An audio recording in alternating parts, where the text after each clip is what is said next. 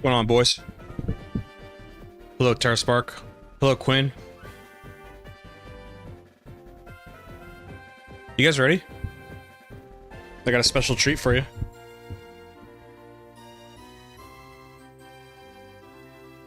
Got a special treat lined up for you. Who likes special treats?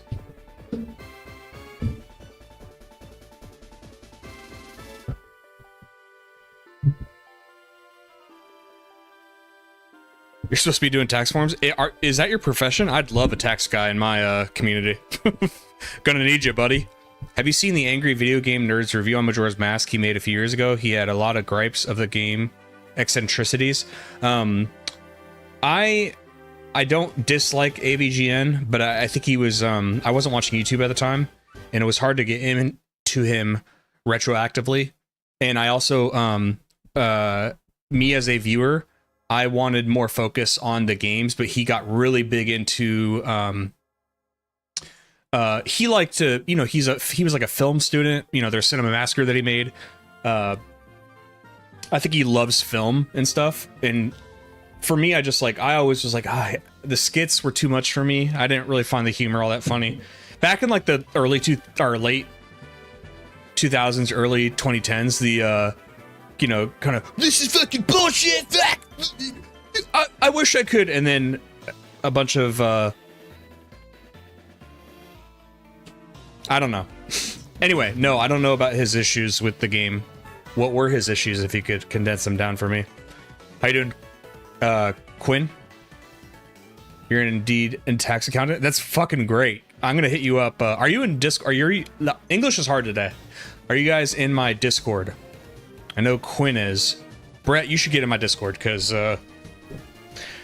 it should be easy for me.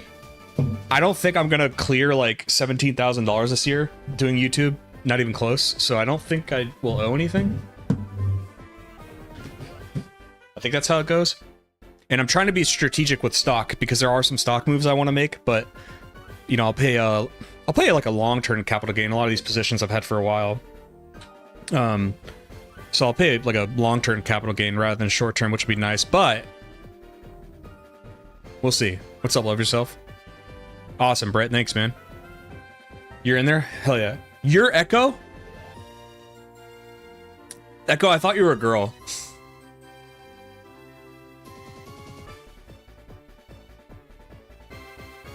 Next month when I hit 100,000 subs? No. It'll be years before I get 100,000, I think. Because I'll have been doing this, what, 5 months? Like, let's say I started in December, January, February, March, April, May. 6 months. I'm not even at 10,000. It'll be years, I think, before I get 100,000. But I'm gonna work hard, man. I'm gonna work really hard. So we'll see. He found aspects annoying: the bank, the 3-day thing, the races, and saving. I didn't mind saving at all. Like, I only ever used save states for annoying parts that I didn't want to redo over and over again, but I didn't use it for like actual saving. I didn't find the saving annoying at all. I didn't mind the 3-year cycle. I mean, I don't mind his opinion. I think his opinion's fine. He's a little bit older than me too, so you know, I think he grew up on like the NES and SNES. Those are like how he started his channel. Years? No, I predict you'll have video break the mold eventually. You'll blow up. You work your ass off. Thanks. Love yourself. Well, I hope you're right. That's kind of what I'm hoping too, is like I'll have some video that hopefully maybe goes crazy, and then those people will be like, oh, he's made videos on this stuff too, and you know. But if it doesn't, I'm fine, man.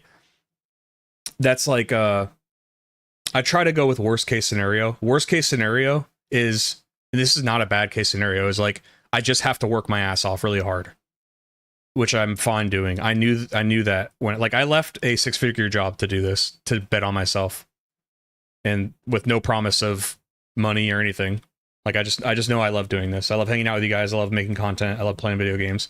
And I needed to do it. I need to do it for a few years, waste all the money I've made from my work and a bunch of great stocks that have done awesome for me, and I'll just blow it. And then at the end of it, I will become Well, I'll probably be homeless, and then I'll have like a redemption arc, and then I'll probably just go back to work. I feel like if you like Majora's Mask, you're in the minority. Really? Okay. So my wow, I didn't figure that. So here's the special treat I was talking about, boys. And maybe like one girl. Hi there, Livid Soul Silver. Did you come to participate in the catching show? Yeah.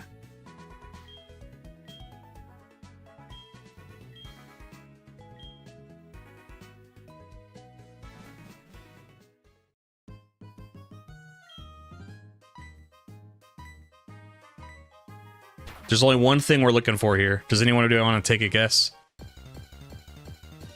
There's only one person we came here to catch. It's not Espeon. You get laughed at when you say Majora's is your favorite? That's crazy. That game is fucking sweet. And I played it 25 years later. That's how a lot of YouTubers got big. It happens suddenly and it's crazy.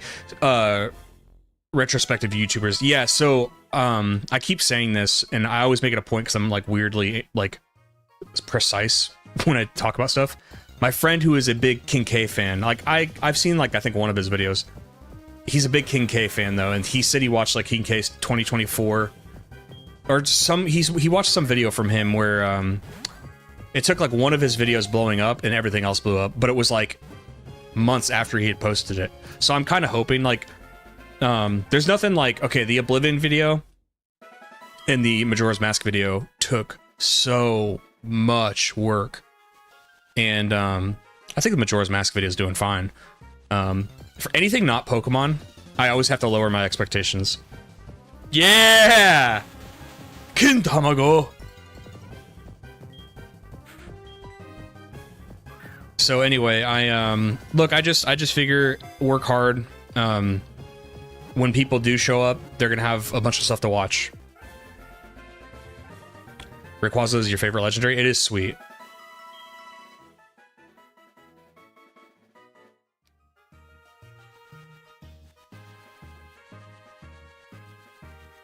Can you one day do a retrospective on consoles? You can talk about the time period, personal experiences, the games. I kind of have videos like that.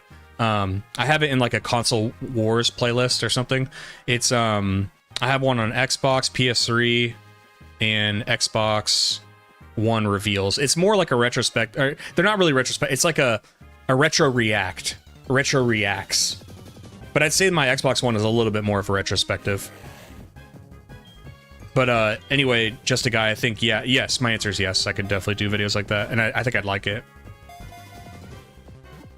Thank you, Retro Game. I appreciate you. That's a huge compliment. It's funny, my friend always hits me up. That's why it's okay, the whole qualifying language where I said, like, I don't really watch his content. It's not an insult. It's just, I get really weird with people in my same space. Like, I get like, it just makes me want to work. Like, yesterday, Love Yourself, him and I were talking, and he's like, okay, you got me really motivated to make my video. I'm the same way. If I watch something in my space, I just go crazy, and I'm like, I want to make something too. I want to make something right now. So anyway, I don't watch a lot of King K, but my friend he always laughs because he's like, he watches his stuff like nonstop, and he watches my stuff too, but he goes, it's so funny how similar you guys are with like the way you think about things. And I'm like, really? I was like, because he seems a lot more... I'm just like a dude. Like, I'm just a dude, man. I'm not very philosophical. Sometimes I can get deep, but I have to really feel it, you know? I can't just take a general consensus opinion and, like, pick it apart. It's like, I'll just play the game and I'll talk about how I feel. Which I don't know if that's not great for retrospective, because... I don't know. I don't know what the proper... sequencing for... Like, what are the qualifiers for a retrospective video? I don't know. That's why I don't really know what to call my videos. You want a GameCube one? So I don't have... I borrowed my friend's GameCubes growing up. Or I went over there and played games growing up. I didn't own one myself. I do have a lot of memories, but they're like weird games. Like, I didn't play Wind Waker. I didn't play Twilight Princess. I was playing like Animal Crossing, Final Fantasy Crystal Chronicles... Those videos always made me want to make videos so much. I made my page to make videos, but at 31 with 3 kids, I just never have the time. So Retro, I am the version of you that never had kids, and I'm trying to take that as like, because some people see not having kids as like a huge bummer. To me, I just see it as like, okay, so nobody depends on me. Because I would have never, if somebody was like depending on me, I would never have left my job, ever, ever, ever. But I'm single, or sorry, I'm not single. I have a girlfriend, but I meant like maritally. I'm maritally single. No kids. So I have nobody like depending on me. So I'm just okay. So here's the events, by the way. So this is the Mount Battle, the Mount Battle Ho-Oh from the Coliseum video. What's cool about the Pal Park is that I guess they kept. No, I put the matcha brace on him. I haven't EV trained this yet, but I want to soon. I might do that on stream one day and just hang out with you guys and EV train. Collecting all the friends on the way, yes. So let's look at the most important friend. Yeah, so it's cool. The Pal Park will actually keep the item, which I didn't remember that. I always thought when it transfers to the next gen that it says, hey, you can't have items, but that's pretty. It got to keep the item.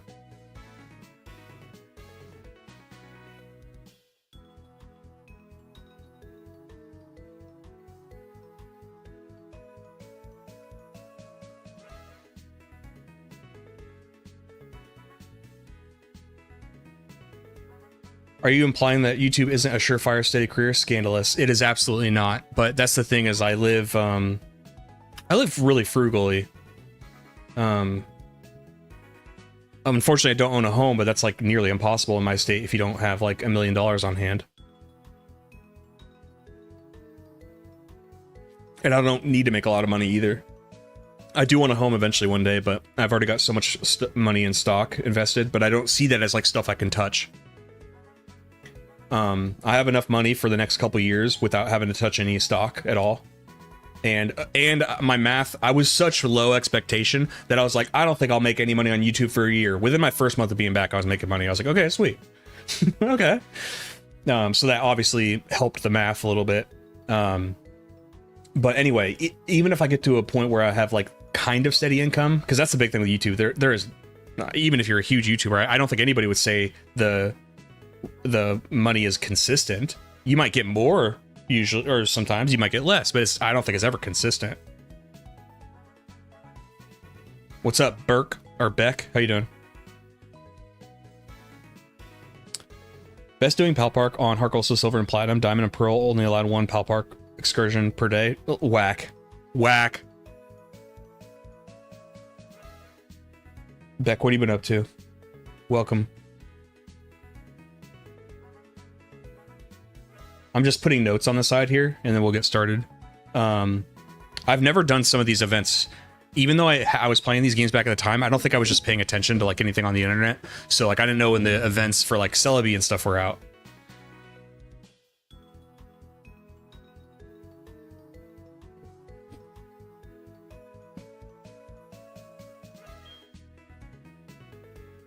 I'm on the road a lot for work. That allows me to buy lots of toys that I post on Instagram. That's the best part of my job. That's pretty sick.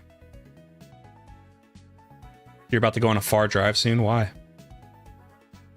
Yeah, the spiky-eared Pikachu unfortunately can't be transferred. Thank you, Echo. I got your message.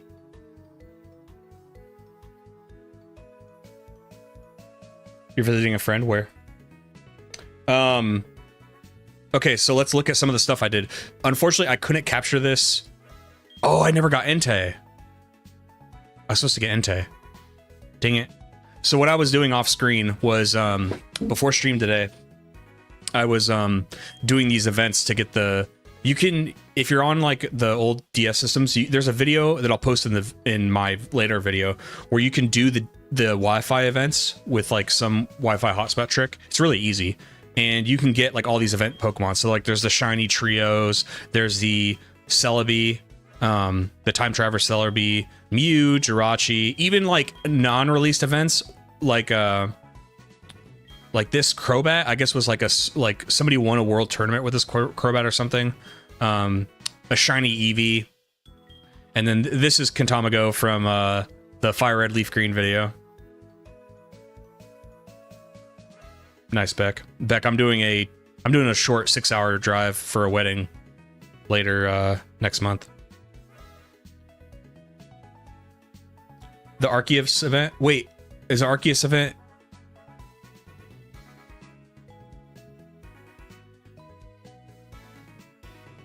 That Crobat had a 2 to 3 hour claim period. Are you serious? Why?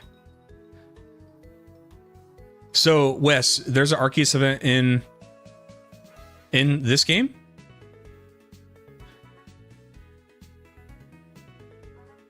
It was at Worlds? Okay. Well, cool. I got it. not I mean, well, it's technically legit, but also not. Same with the Weevil. Okay. I have to get... I won't do it on stream because I'm trying to entertain. But I'll have to go back and get I'll have to go back and get it.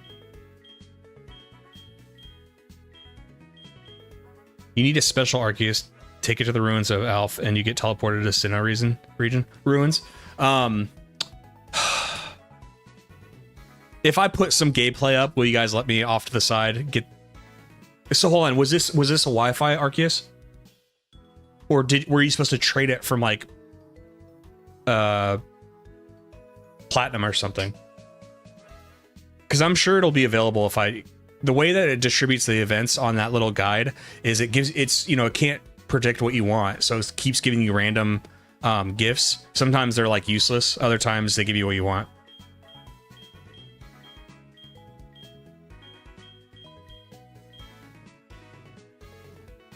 Was event only in Gen 4, but what I'm saying was it a Wi-Fi event?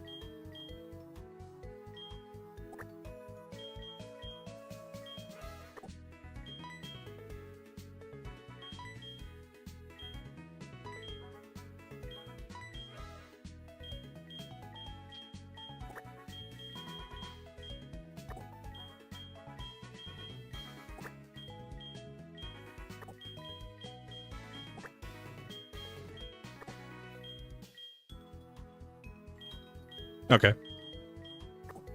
Well, I kind of want to do like all those events today, so maybe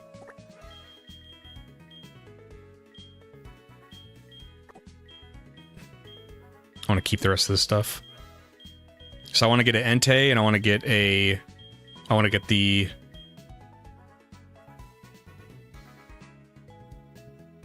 Arceus.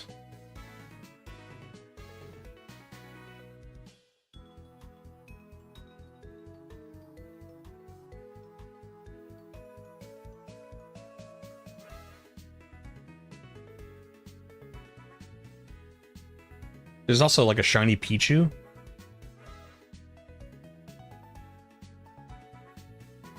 See, this is what I'm saying. Like Bulbapedia, Cerebi, I feel like they're not listing everything because, like, for example, they list of Wi-Fi English event distributions in Gen 4. Like, it's not showing the Celebi one. I know Celebi was one of them.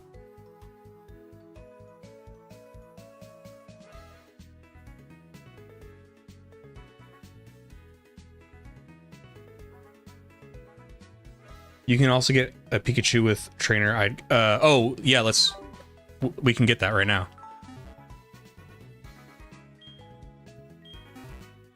I have that one fired up at the Pokemart, and I kind of want to save Scum to see if I don't know if it has a unique nature or not.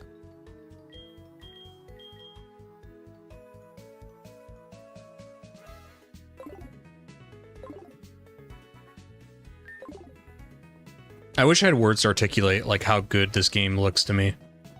I've been playing these games sequentially, so maybe it's because I'm coming out of Gen 3 or something, but like I just played Diamond and Pearl and like I'm still not gushing over the graphics like I am about Heart Gold Soul Silver. It looks so good. Look how big Lugia is.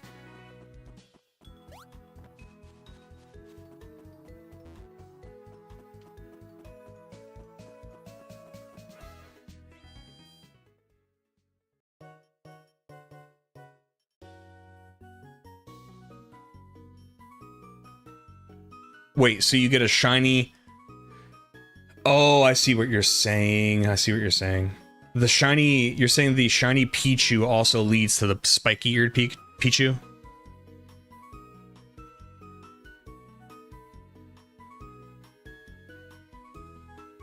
There's so many other scissor true. Okay, well, I'm gonna save right here.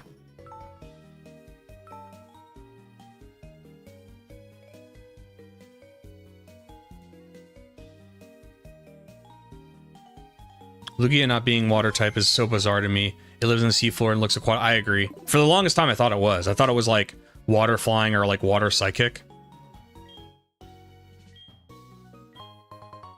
So that's Ash's Pikachu. I forgot what else was locked up.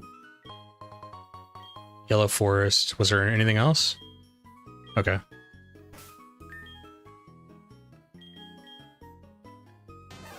Ash's Pikachu, naughty nature. I'm gonna save Scum for that.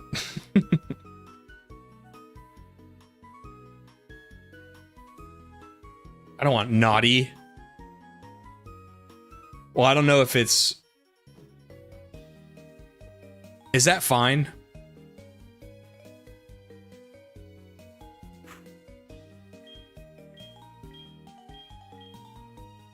Doesn't matter. It probably doesn't matter. I'll just keep it. I'm never gonna compete. I always do that, and I'm like, I don't competitive battle or anything, so who cares? But I do care about my adamant. Uh-oh. What makes it worse is Lugia has so many water type cards in TCG. Yeah. You think it's predetermined nature? Yeah. So some of them are, some of them aren't. Like the shiny legendary Trito is predetermined, but then there's other ones that aren't predetermined. I forgot which one. It was like the Eevee's not predetermined. The Mew is not predetermined because I kept safe scumming for that. I just went with a neutral nature because like I didn't know if I wanted it to be like a physical attacker or like a tank. I was like, I don't know.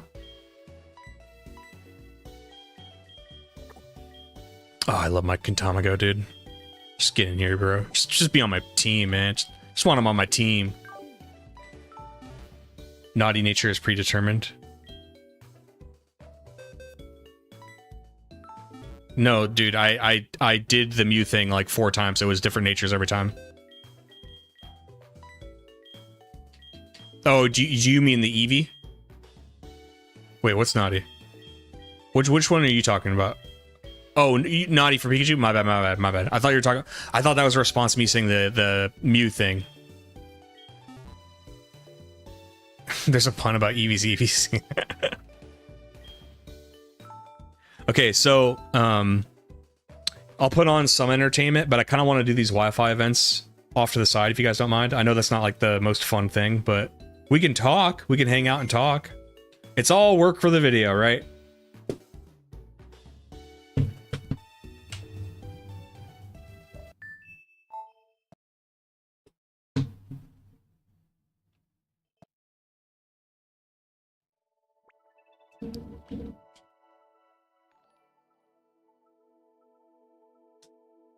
Just Selena, thank you for the follow.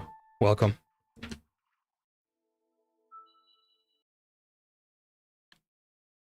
How you doing, just Selena?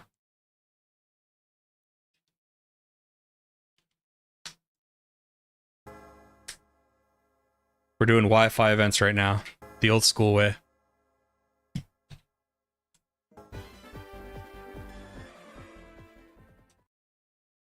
Unfortunately, I can't show it because the 3DS is modified, not the DS, so... I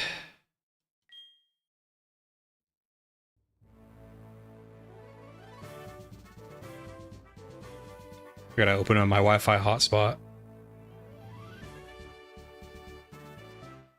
Where am I from? I'm from Washington State. Where are you from? I was born in Seattle. It's Tuesday, so if you want a scissor in Heart Gold, it's bug catching day. You live in the USA? Same.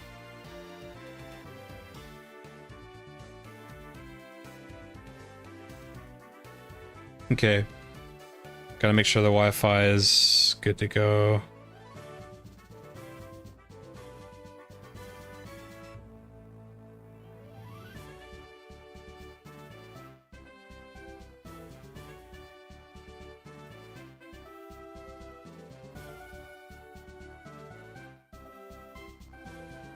What's my Discord? Is it not in the description?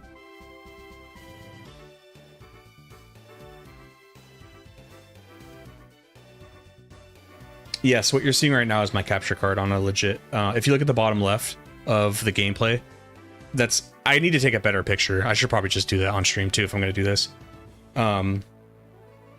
Just Lena, if you don't mind, you could. Yeah, you're right. It's not in there. Hold on. Just wait right there. Don't go anywhere.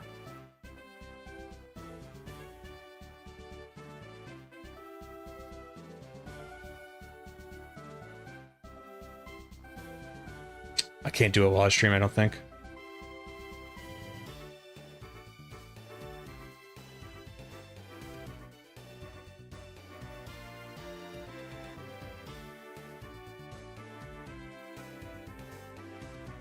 Trying to look for the invite people thing.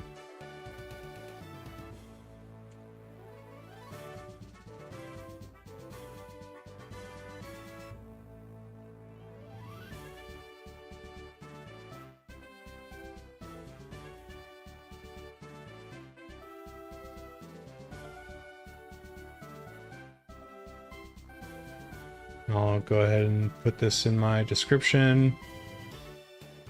You may need to refresh the page, just Lena, but I guess while I'm at it, I'll put my main channel in here too.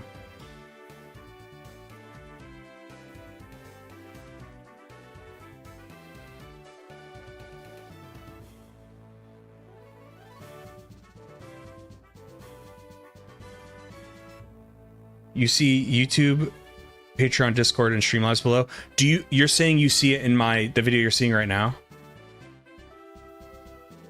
Because then I guess I don't need to do anything, but thank you though. Thank you for the help.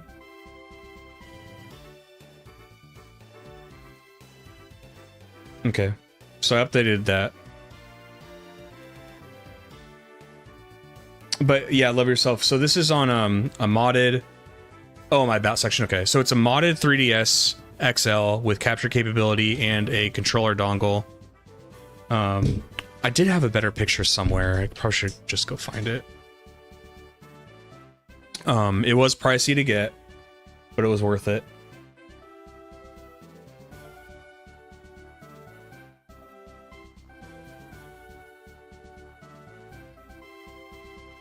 I'm gonna see if I have it somewhere.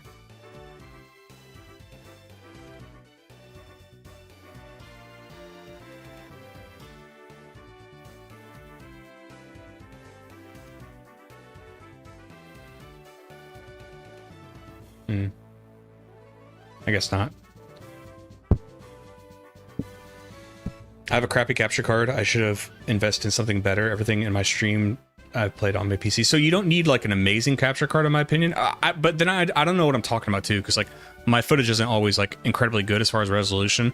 But what I'm talking about is like a capture card won't let you stream 3DS gameplay. You need to have a very modified, specific 3DS that like you need to mod yourself or pay for. Then it'll have a hookup. So like even if you get a capture card, the job's not over if you're trying to get legit like 3DS gameplay. Once you install it though, I mean it's just like a TV. It has an HDMI in and out. Just plug it up. You're good to go. Can I send you a friend request on Discord? No, I'm sorry.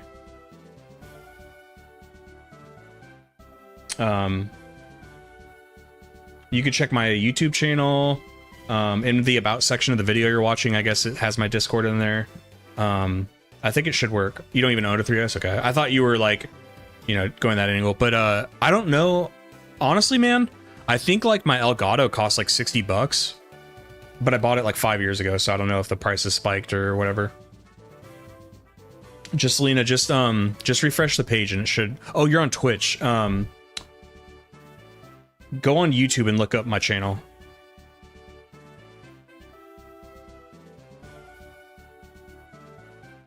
But my Twitch should have my Discord set up if you go like to the homepage.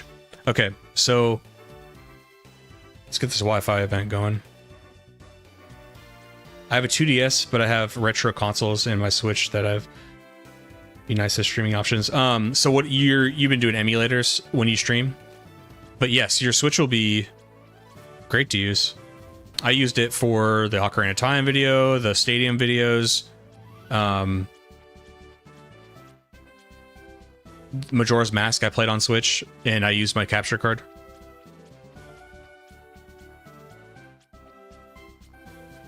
I'm a marketer and artist, so you just need to grow me. Oh, thanks. Yeah.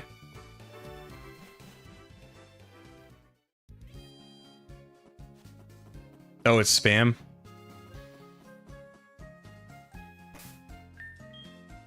I need a mod, yeah. I don't have enough people watching to have a mod. I should be smarter than that anyway. Oh, there we go. Once, okay, you had me going. Kindly is where you got, like, you got to remove that from the script. Kindly is it's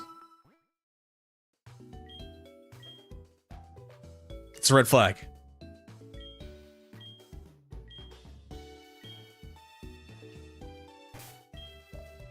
I had people crash my stream. Luckily, my buddy stepped in, mod and booted people. Yeah, I had one person that was like, he had like 7 different accounts, and he was messing with me. And it was like, I wasn't even mad. Like, I only remember it because it was kind of funny. But like, if they think it's like, oh man, I really messed with them. It's not really. Like, I thought it was kind of funny. I was somewhat impressed that they had like 7 accounts because it was the same name every time.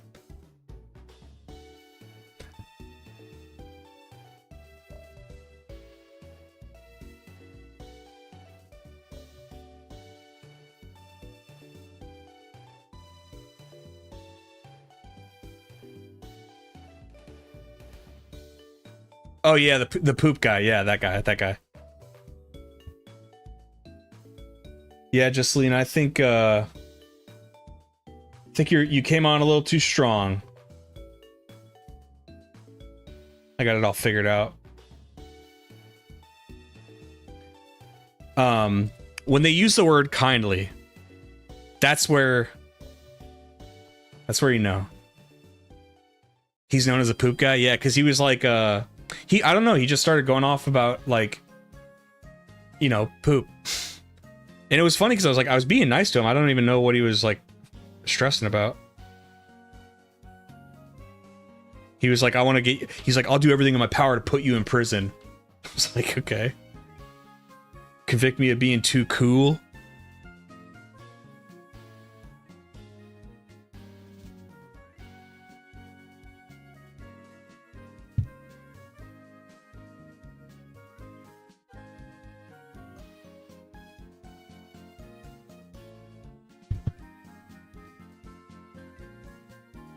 Before Juscelina, there was another someone that sent me like an email, and there was like they were a company from Ukraine, and they were like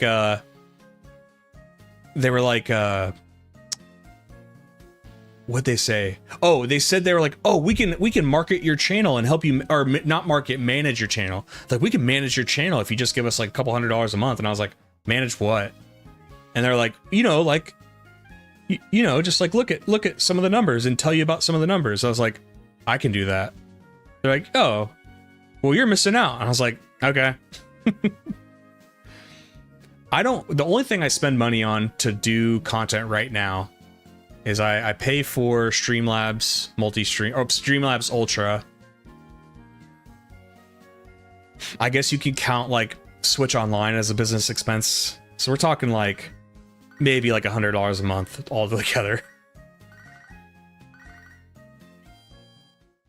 I'm trying to get to the Wi-Fi settings on my DS again. I forgot how to do it. Sorry, got one of my DSi XL replacement parts.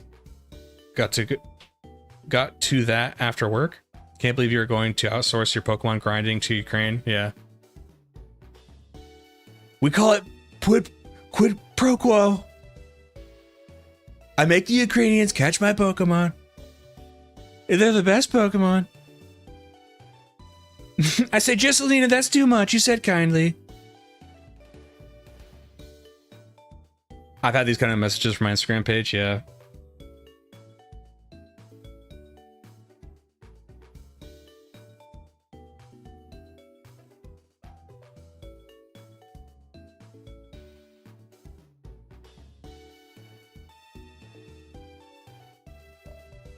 what I use for editing and my thumbnails. I use DaVinci Resolve for editing, and I use Canva for thumbnails, and I make them all. I just say that because, you know, with AI, it's like, yeah, I put in the work, okay?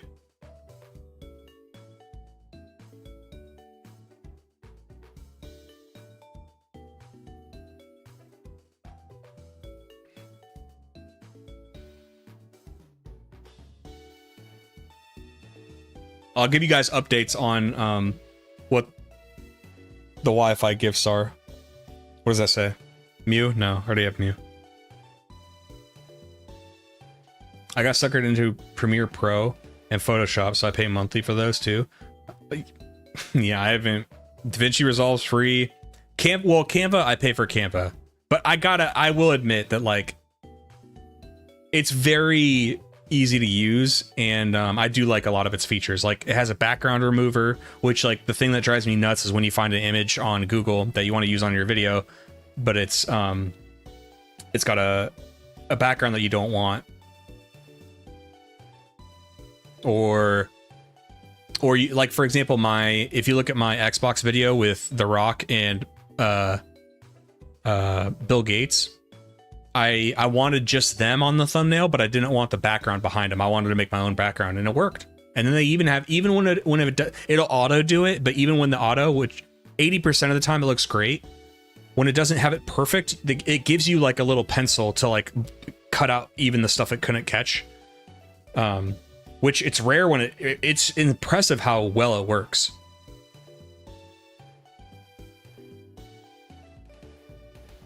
No, Wes, because I'm assuming the way that it's, you know, the answer is no. You can't choose what event you get. It's just constantly spitting out random events, and you kind of have to keep rolling the dice on what you get. I think because it's a fan-run server, I feel like that's the only way they can do it. And by the way, this is a fan-run server, and I bet this takes. This is what I was arguing about yesterday with how Nintendo is going to shut down the servers for Pokebank, and it's like, if fans can run a server for this, you can't throw a few bucks aside to run. When I say a few bucks, I really mean it. I cannot imagine it being more than, you know, $20,000 to $30,000 a year for a company like Nintendo. It is absurd to think that that would even be an important expense. But like I said a few times, I think they genuinely just don't want you to play old games. I think they want you to buy the new ones. So what's the sub goal for the entire stream using your Trump impression? Oh, like do an entire... Well, I need to improve it. I'm already a huge Shane Gillis fan, so I have a good mentor in the Trump impersonation.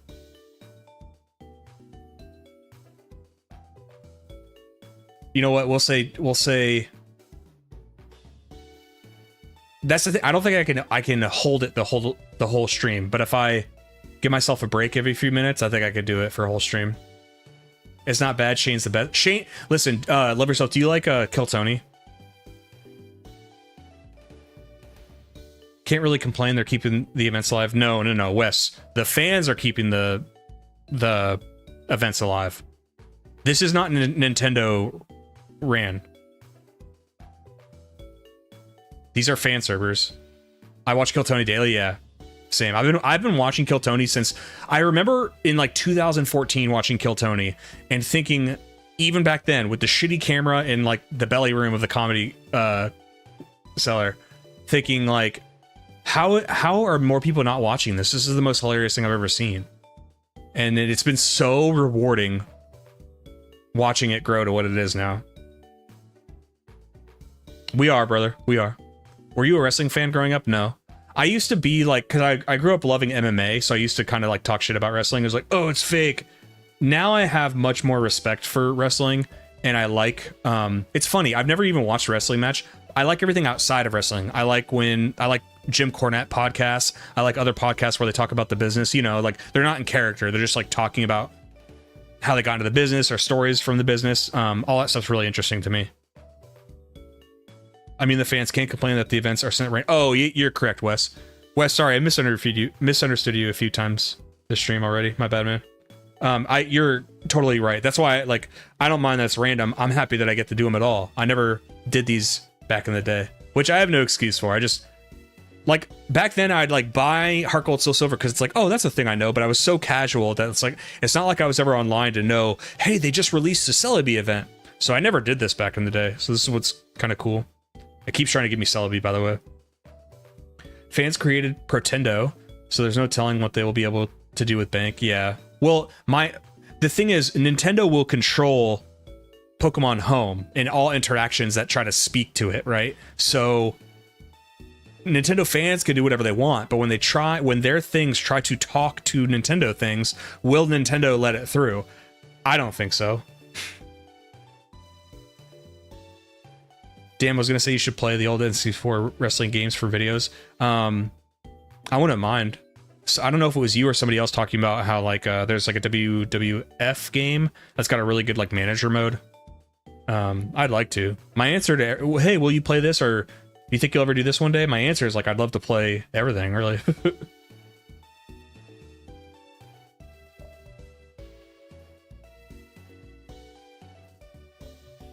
You need to go all in with the impersonation time to get a blue suit and wig, yeah. Get a little orange on me. They won't let it through, but a hacked switch has potential. So as long as you get it to the hacked switch, and then that switch might be able to communicate with a regular switch, maybe you're right.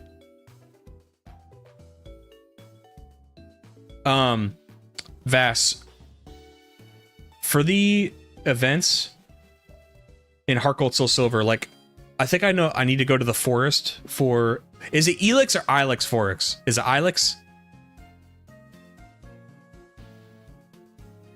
I need a little bit of a guide when I start doing the Wi-Fi events.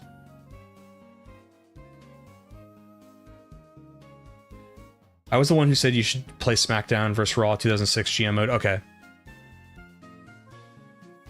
But yeah, Retro Guy. I'd like to play like anything. Right now, it's kind of just, you know, playing bigger named games with huge audiences that I also want to play. No one's forcing me. Just to grow the channel a bit, to get to a point where, like, my example is a guy named The Beast. He does N64 games. But his kind of, like, gimmick is, like, he's like, I'm going to beat every N64 game ever, and he's built his channel on that. He's big enough to where he could play the most obscure N64 game, and he gets, you know, like 50, 60, 70,000 views, which would be great for me. Believe me, it would be great. If I could get that every video, I'd be happy.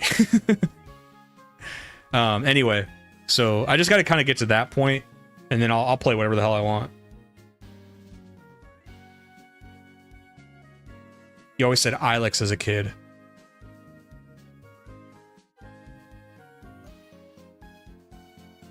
With the shiny Pichu and an empty party slot. Okay.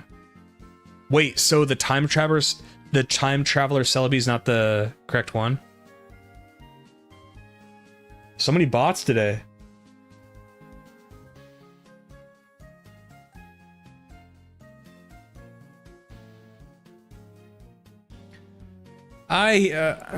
Retro, I kind of disagree.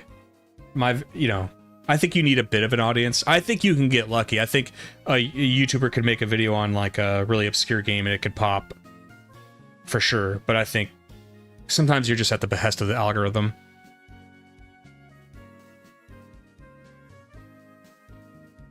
I always said Elix, not worried either way. Here's the thing. I don't naturally care how things are pronounced in fucking Pokemon. I don't care. If somebody's ever mispronounced a Pokemon or said it differently in my life, I've never cared. But trust me, read the comments. People lose their minds, man. It's the funniest, like, I'm like, you don't realize how much I don't care. Like, but it's said this way. All right.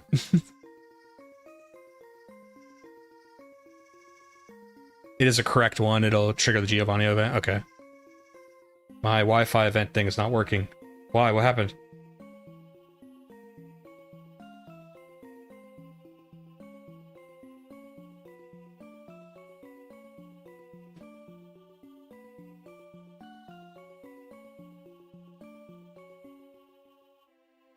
In order to do that event, Vass, you need to get the Arceus event. Like, what do I need to do that event? That's 110%. It so much of YouTube's success is dumb luck. I'm a perfect example. No, I think your big video, I think your million view video was deserved. That's why like I'm careful to say it is, some of it is dumb luck. I mean, a lot of it's dumb luck, honestly, but and then a lot of it is not a lot of it. A lot of it is dumb luck, but then I'd say like 20 to 30% of it is like, if the video is good, like eventually it'll get picked up, I think. But yeah, when you want to talk about lucky, my TCG video, I didn't even know like Pokemon Pocket was coming out or something. There was a few comments that were like, genius move to make this video, get it out around that time. I was like, I had no idea. I had no idea what that game was. I was an adult before I realized that's pronounced Rattata, not Rattata. Okay, Brett, I was the same way. Where did we get Rattata? I need to find out how we got there, because I used to say Rattata as a kid. It took me till being like a teenager, probably like late teens, where my buddy, we were still playing Pokemon, was like, I said it, and he goes, why'd you say it like that? I'm like say what? Like what? He goes, you're saying Rattata, it's Rattata. I'm like, no, it's not. And then it certainly was Rattata. And I was like my worldview just like crumbled. 99% of my pronunciations came from the anime right. Rattata. Okay. Yeah, see, Rattata even makes more sense. Rattata was always weird to me. That Pichu in Celebi is by the Shrine and Forest. The Pichu one for me was like part 1. You could do it during your regular Johto playthrough, then post-game Celebi event. I watch videos based on games I like and voices. There are YouTubers out there who have voices that are like nails on chalkboard. I will never say who I'm talking about, but there's a few where I kind of like, they're kind of in my same realm, my same space. And I'll watch like 30 seconds of their video, just kind of see the vibe. Like, okay, you know, again, I think I have my own style. I write my own stuff. I try not to get inspired in any kind of talking point way, but I kind of want to see like, okay, what works, what doesn't. There's some where I look at their channels and like their voices are, I'm just like, but their editing is way better than mine, for example, you know, like they bring something to the table. There's definitely voices where I'm just like, oh my God, how? And I don't like, how's my voice for videos? I don't have a perception of like, of an opinion on that.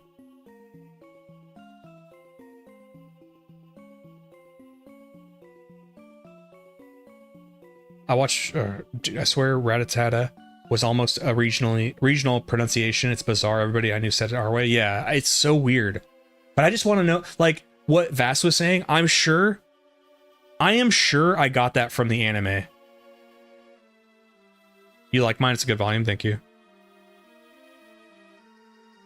So Vass, I will admit, I've been harassed into saying Arceus. Arceus makes more sense, but I've been harassed into saying Arceus, and I let them win. I let the construct win. Bro, your voice is like cascading into a caramel waterfall. Thank you.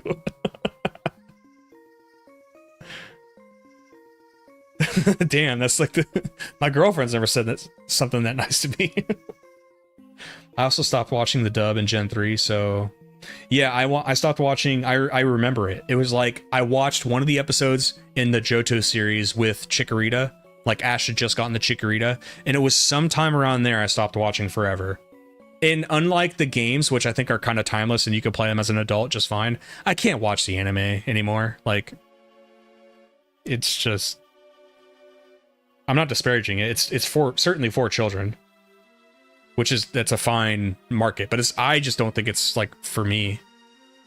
Now somebody was mentioning how Yu-Gi-Oh! I could definitely still watch Yu-Gi-Oh!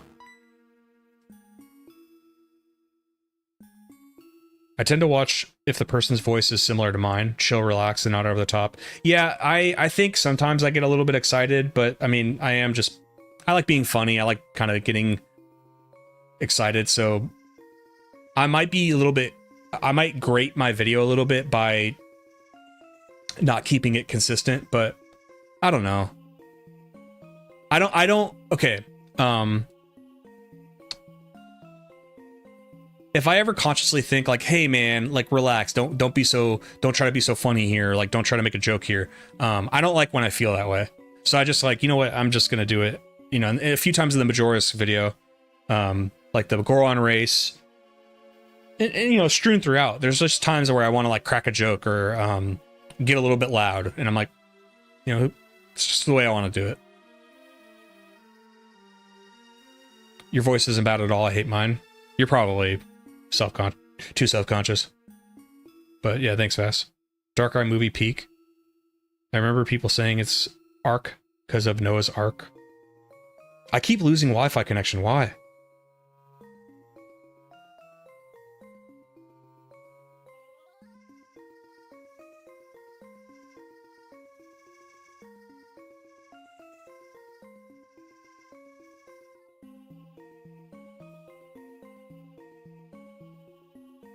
I started torrenting video episodes back to 2002 when downloading one episode took 6 hours. I used to be a bit of a pirater back in the day. I always got caught. Fucking Comcast would always dime me out every time.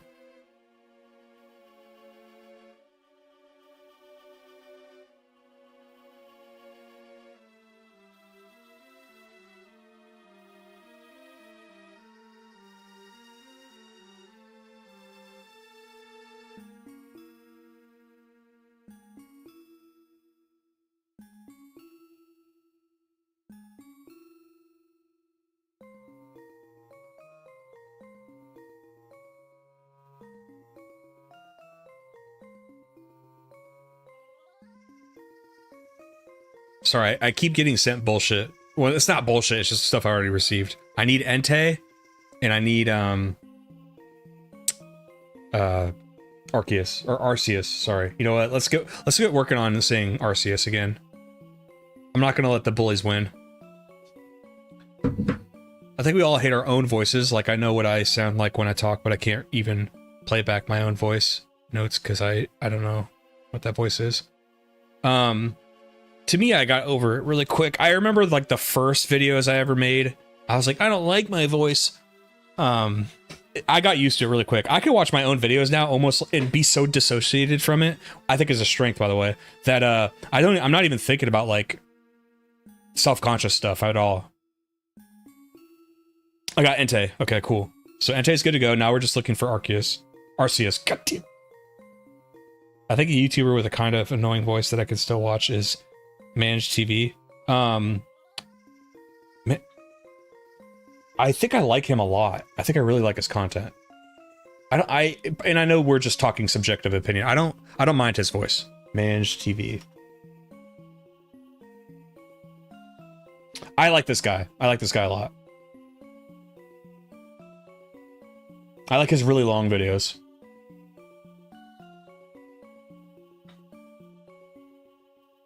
A huge hurdle of content creating was getting comfortable seeing myself on camera and hearing my voice. I don't care for either. I used to show myself on camera. I won't do this anymore. My buddy who watches my stuff, he's like, don't ever do that again. But I deleted a lot of my old videos because I wanted my channel to be kind of consistent with like what you're expecting. And I was doing something different. I was on camera and stuff. I didn't mind being on camera. I'll tell you what it is though. It was annoying, like cleaning myself up and like looking ready. And I'll tell you, one of my biggest hurdles is reading my own script. And it's really hard for me. It doesn't look natural when I'm looking at a screen, but not the camera. And I need to be like reading something. I'm so bad at reading my own stuff. I have to, every sentence, not a paragraph, every sentence in my script is broken into like a sentence. So I can't read like 4 lines of dialogue. And then to me, it doesn't seem like you can tell in the video, which is great. Luckily I have a cadence, I think, that works with like the ridiculous way I read.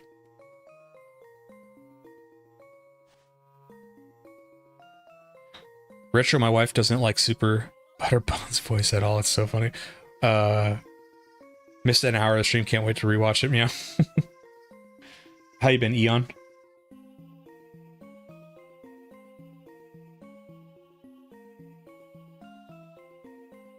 I don't like Leon Hart either.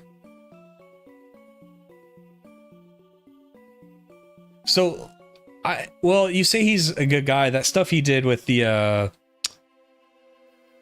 he's the one that did the thing where he like got upset at the.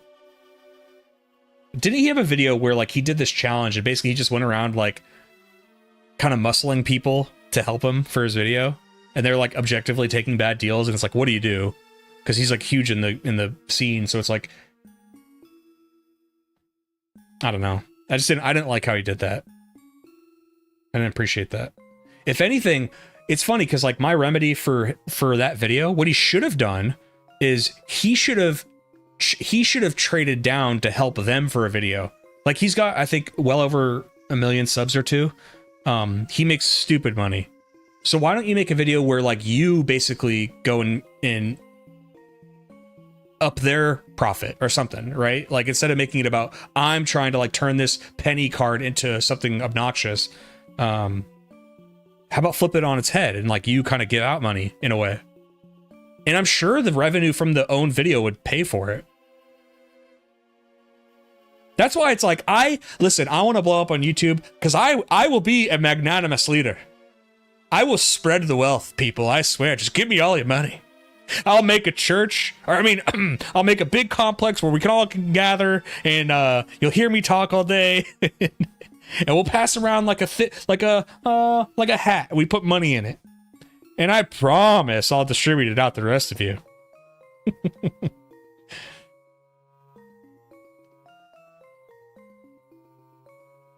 The Gettysburg stock photo simulator getting the Sinnoh legendaries.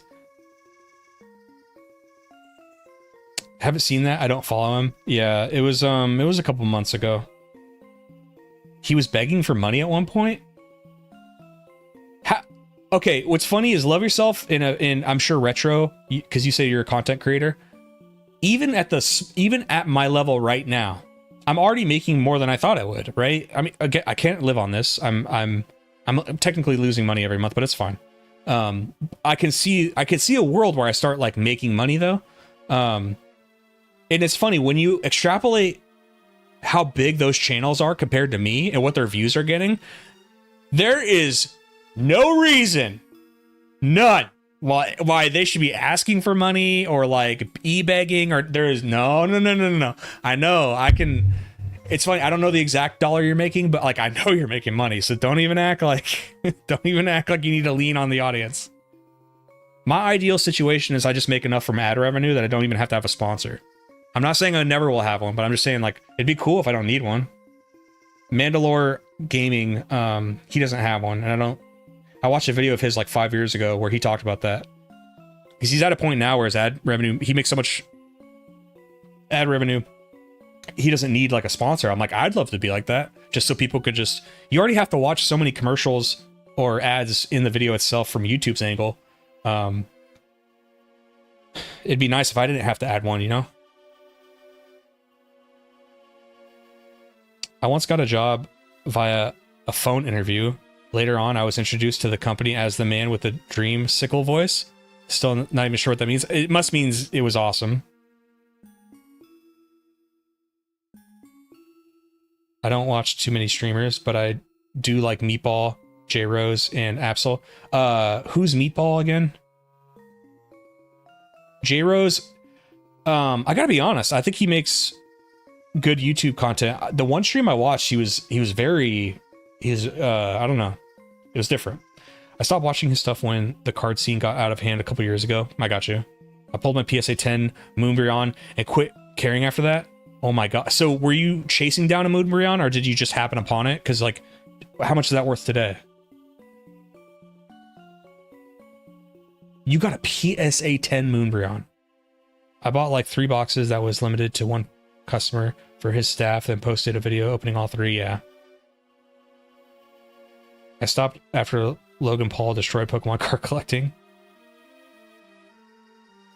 The difference is that you're smart with money, saving, spending, investing. Your time as a government employee served you well in that respect. People piss away the money. You're correct, yeah. That like, yeah, that's what you're watching other people spend their money. I'm like, what, how? And then they're like, oh man, I wasted it all. My favorite is to go back and watch like the lol cows, like DSP and Wings of Redemption, how much money they were making back at like the kind of like the beginning of YouTube.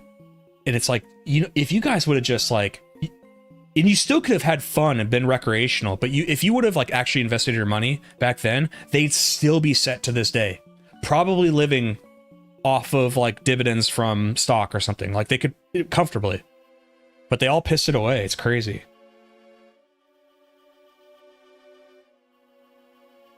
Okay, so we have Entei. Now it's just looking for shiny-eared Pichu and Arceus. Every other goddamn video is sponsored by Raid. That's how you know I've sold out, is when I do a video and it's like, welcome, folks, I'm Livid. Raid Shadow Legends! I'll even talk like that.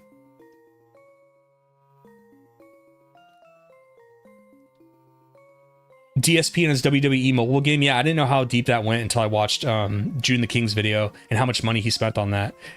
How much has he spent on it? It's like over $100,000, right? And then he's still going like, he's still begging every day. It's like, if I don't, yeah, it's like, and the crazy thing is like, he didn't even turn the WWE thing into content. He just like on his own time wants to see himself at, and the crazy thing is he's boxed himself into where he's denied that that's his account, that because the whole point for him is so that he can brag. He played that like obscure version of Street Fighter back in the day just so he could be like, I was like one of the best. So you know, in his psyche, he really wants to brag about something, but he can't. So he's just pouring money into this game to say he's number one, and that's all he can do with it. It's like he can never come out and say that was him, because he had to deny it in like a bankruptcy thing.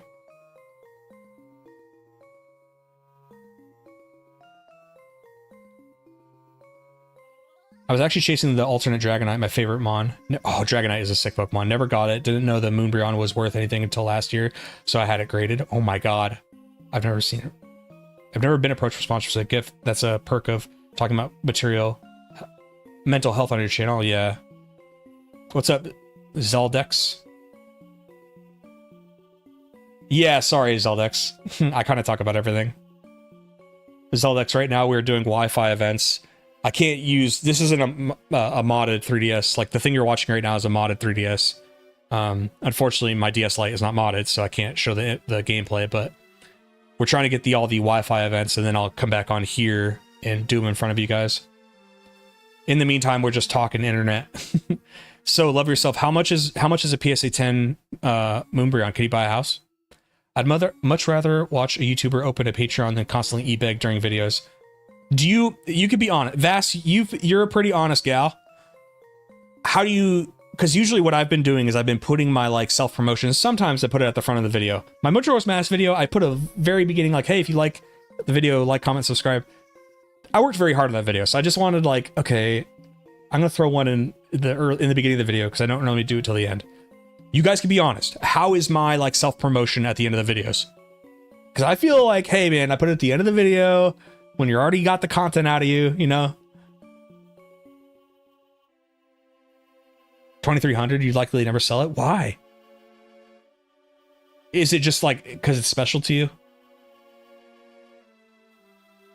He escaped $500,000 during his bankruptcy. I don't know how he has this kind of luck. I know. Like him, so many of the lolcows from back then is like, I will give them credit that they were uploading content when no one else was like, because that's why they got big, was like kind of nobody else was doing it. So as much as you want to call them lazy and stuff like that, it takes, I will give credit, and I'll stand on this. I will give them credit for back then thinking, hey, I want to keep uploading content with no promise that this would become a money generating thing. There was none back then.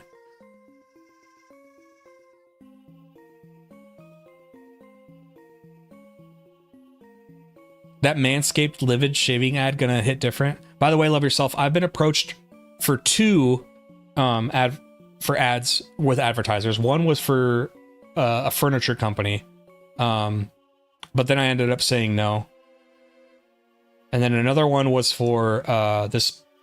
I don't want to give out too many details, but they wanted me to promote their product. They were just one person, but I didn't really.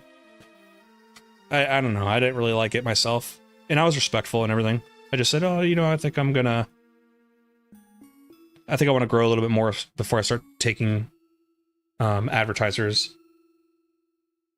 But I just didn't like the product. That's another thing I'm gonna have to. This friend I'm referring to, his name is Chris, but he's like my joking manager. But he's like, "Why didn't you take those sponsorships?" And I was like, "I want to like believe in the product, or at least, you know, I want to actually like the product before I tell somebody to buy it." And he's like, "Who gives a shit?" He's like, "Everybody does that." And I was like, "Well, I don't know, I care."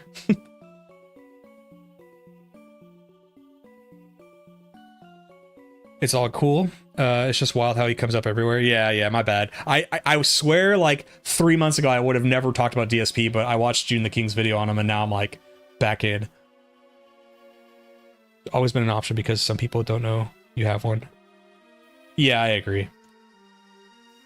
You like the card, you don't need the money? Hell yeah. Okay, makes sense. Love yourself. I have a lot of things like that too. Like a lot of memorabilia where like it's still worth a lot today. But I have no intention on selling it. It's perfect because you sound genuine about self-promotion. Okay, appreciate it. It'll always be more helpful than ad revenue. Doesn't help mercenaries, my beloved. Oh, yeah. It's cool. You know what, man? What I love about the mercenaries video is like, for example, there was a fellow veteran who found that video and he loved the video and he was like, we went back and forth talking about stuff. Just having that, I will say, feels good. Like, Love Yourself's also a fellow veteran. Like that, it's not an exclusive club, but it's like a club, you know. It was kind of cool at the Veteran Center at the college I went to. It was such a awesome environment because I'd say only about 40% of the people that were ever in the Veteran Center were veterans. And then it was just really cool people that like just wanted to hang out with us from all different backgrounds. We had a girl came in, she had a hijab and stuff like that. And then there's her friends and the nursing school girls would come in. And then there was some people from Chinese foreign exchange students would come in. It was really cool. It was like a really, you know what's funny? It was so diverse that right next to the Veteran Center at my college was the Diversity Center, and nobody was ever in it. And the lady who ran it would come into the Veteran Center all the time and complain. She's like, "Why doesn't anybody want to hang out in the Diversity Center?"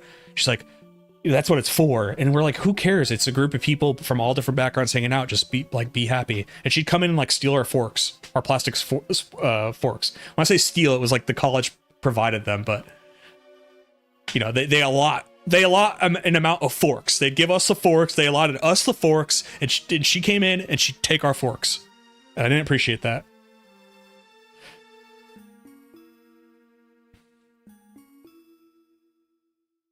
I think one of the most unique people that have still been making content after all these years and somehow also flew under the radar was Vash12349 due to his Lego Star Full 4 playthrough. I don't know who that is. I got one for you guys. There's a channel called the Run Button, and like 10 years ago they did they still upload content constantly, but like 10 years ago they did like a Silent Hill 2 playthrough, and it was so good. And I still think they only have like 15,000 subs. It's crazy to me.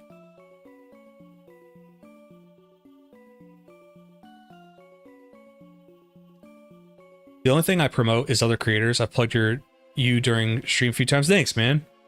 Thank you, man.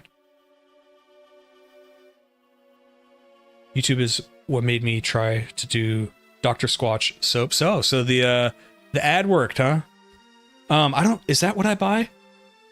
I think I buy it too. I bought it at Fred Meyer like 3 months ago. I bought like the deodorant and I bought some of the body wash. It was good. It smelled really good. Nah, don't be humble. You've earned all the right to be in an exclusive club. Thank you. The funniest thing I've ever done with YouTube ad revenue was Seth's God Hand video. I will not explain further.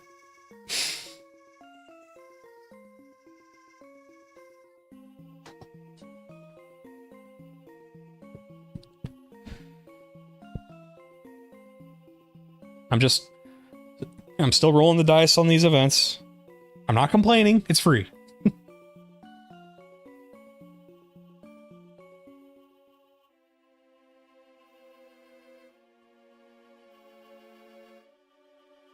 It keeps wanting to give me yellow forest. I don't want the yellow forest.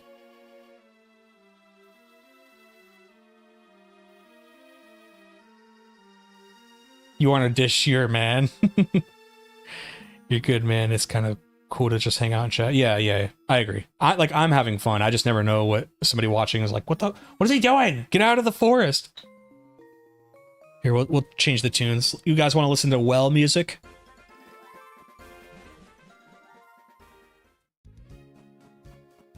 Never mind. We're gonna listen to Azalea Town for a little bit.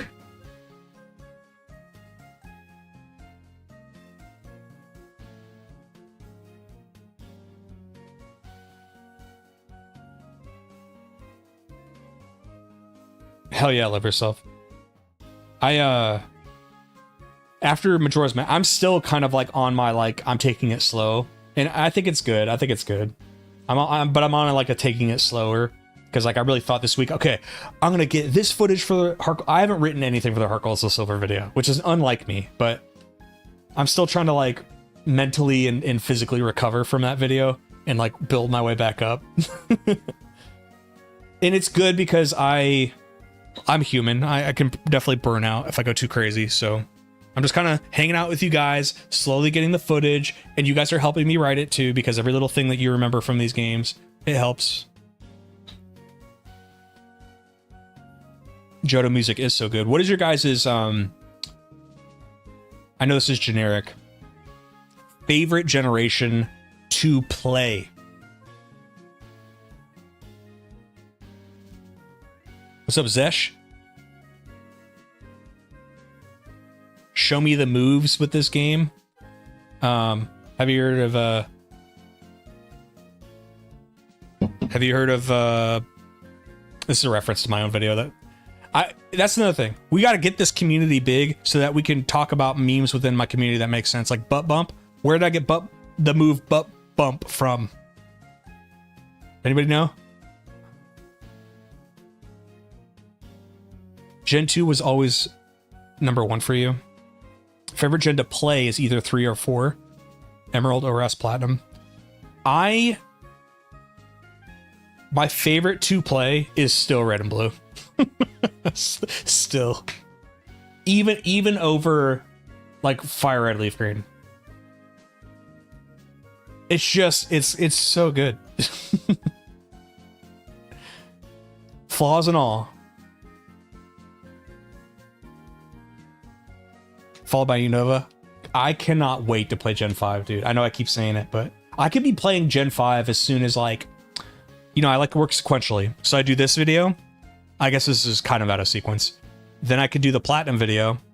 Then I'm in Gen 5, baby.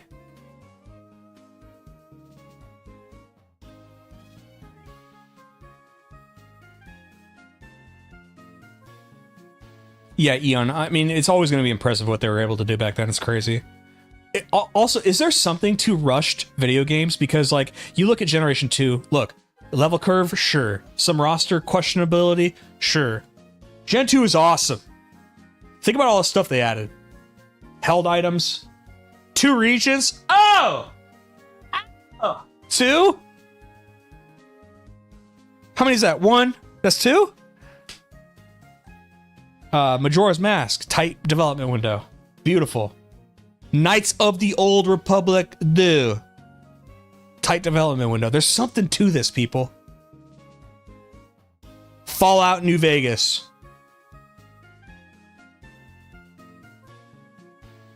Your modded OG Game Boy. Who did you choose as your starter? What's my favorite Generation 5 Pokemon? This is... Baby, these questions are too easy. Trubbish. Trubbish. I'm not even... That's not a meme. I'm not kidding. I love how unique Unova's routes and caves are. There's so much variety. I love it too.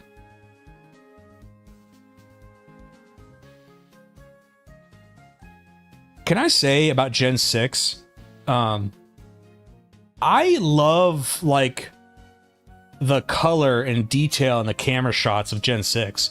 Like, what always remains in my head for X and Y is when you're walking into that, like, glittery, like, gem cave. Or how about that, like, Pokeball town and, like, the weird mushrooms and shit?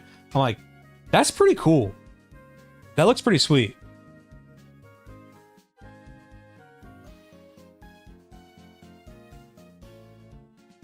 People don't understand how big a deal 2 regions are. I agree. They just don't get it, dude. They just don't get it. I remember in Generation 7, there was so many references to Kanto from like the characters or like NPCs talking about it that people thought in Ultra Sun and Ultra Moon you'd be able to go there. And I was like, nah. Kalos says cute towns and beautiful music. Yeah, very, French.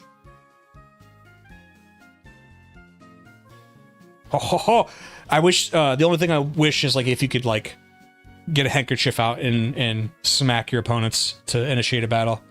Then it would be peak French. Do you think, okay, so when I do my Generation 5 video, do you remember how in my Sinnoh video, I did like that archival footage of the Sinnoh region? I want to do that same thing with like, because Unova is based off like New York, right? I want to do something like that, or like, black and white 1950s, 60s, or 40s, 50s, or 60s video of like New York, and some old white guys talking about New York, the the grandest city of the Atlantic, something like that.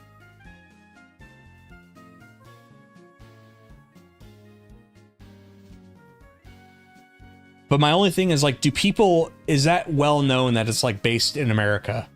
Because somebody, if the video opens like that, they're gonna be like, what? Go for it, throw a grainy sepia filter on it and go to town, yeah. Whichever one was the first 3D game, I don't like it because it felt like the color scheming was off compared to the previous color scheme. It might be X and Y, but I happen to like the color. I happen to like X and Y's like presentation a lot. Yes, okay. Half are aware, half would like to know, okay?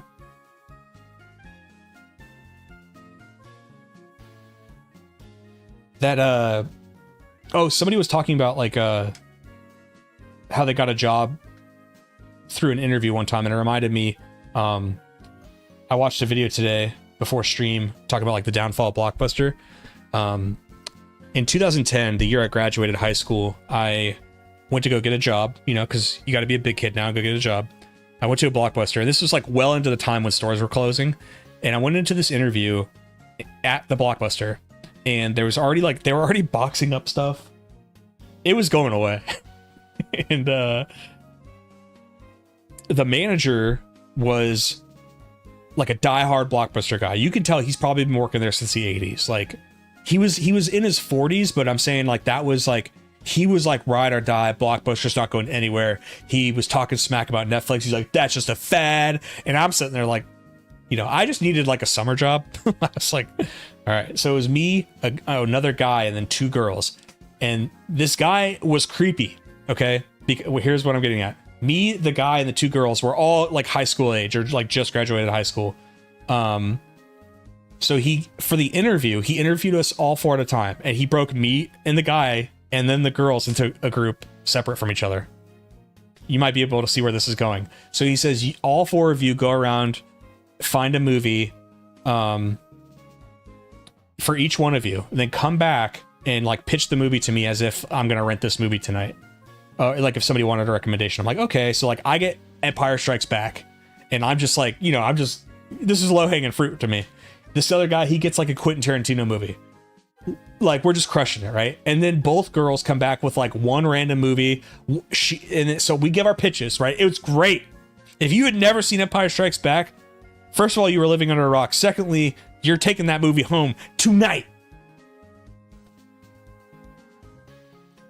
It's their turn. They picked, I don't even know what they grabbed, but then they both go, well, we just picked out one because we kind of thought this was corny. Like they thought that this thing for an interview was corny, and one of the girls was just like blunt. She's like, we thought it was kind of corny, so we just like grabbed something off the wall. They're like, I don't know, it like looks interesting. And he goes, oh my god, that was incredible. And me and the guy are like, are you kidding? And he's like, I swear this happened. He goes, guys, that'll be all for you today. I will keep your Resume is on file. Ladies, let's continue the interview process. I'm like, you have got to be kidding me. And I was so bitter that I was like, okay. So it had to have been like 2 months later that place closed. And I remember driving by it one last time, and it's just like, it was just out of an 80s movie. I could hear this music playing. I stopped right outside of the Blockbuster, and I was like, should have hired me. I could have stopped the downfall of Blockbuster.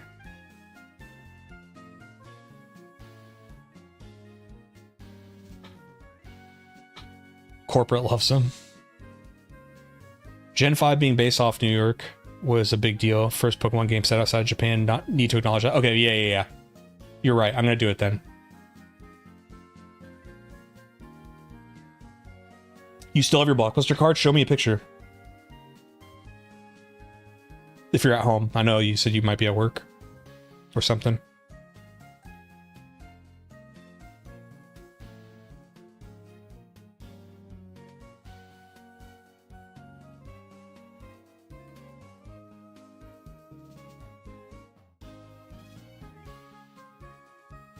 Livid, your new channel goal is to resurrect Blockbuster via constantly reminiscing about it. That's really, as far as like trying to get a job there, that was it. The only times I really remember going to Blockbuster was playing Pokemon Snap. I think you can see in the Snap video I talk about that. The employees were nice. They were like younger kids. But I would go in there and play Pokemon Snap, and they would like tell me, if another customer comes in and wants to play it, you have to let them play it. I was like, okay. And they told me to stop using the printer. It was kind of cool because the apartment complex I lived at, there was a, like right outside, right when you left the complex, on the left was a Blockbuster. It's now a Korean food place.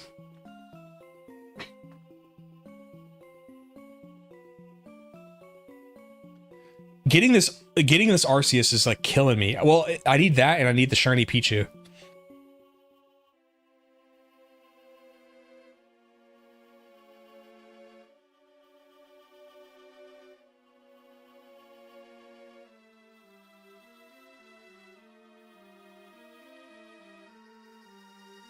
Mine said they're always out of the sticker paper. Dang.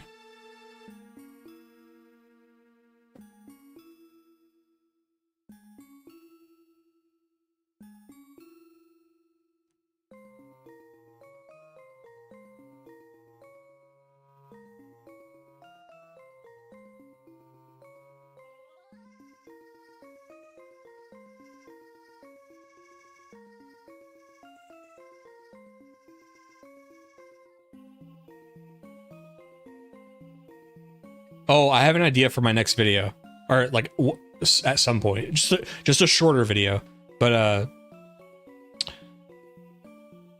I think it's going to be titled like "Gone Forever," and then like in brackets "soon," and then it's going to be like the downfall of physical Pokemon or something, and it's going to be talking about how when Pokebank closes, official means for your hardware to be transferred up is going to be gone forever. I thought of that today.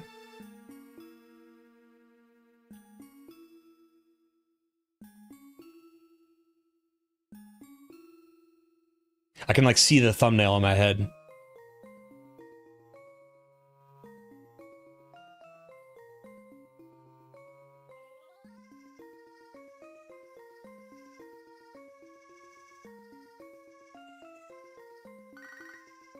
Why are you calling me, Wade? We're trying to rock out.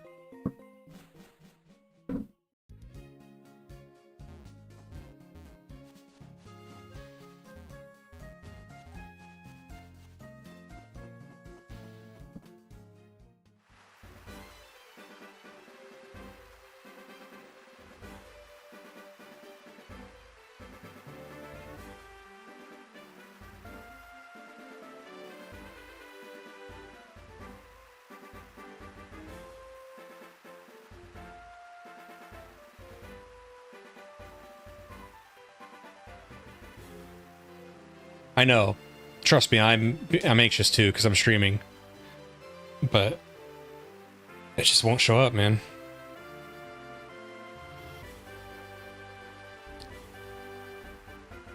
The Pichu and the Arceus.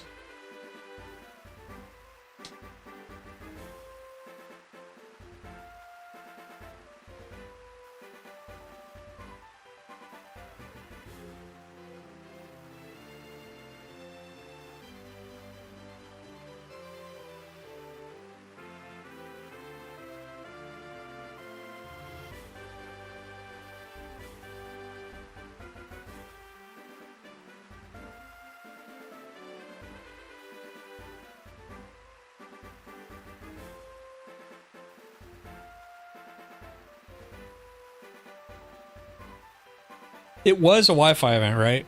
Like, I know the shiny Pichu was.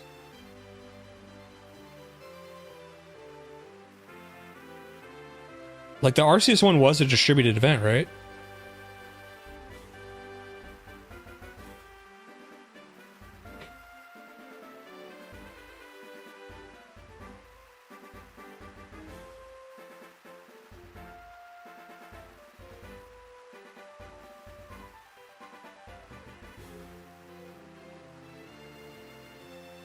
It really tries to give me the shiny trio and Mew a lot.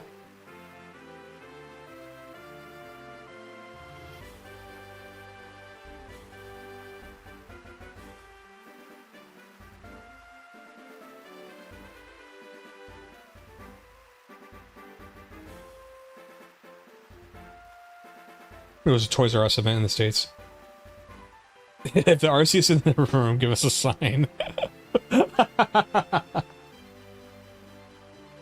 Battle in Kona. I don't know who this is. Oh, I guess I already received it. I just double checked the DNS event checklist for you. Those two are limited to Diamond, Pearl, Platinum use. Those cards for them, and then trade them. Okay. Can you check about the Pichu? Please.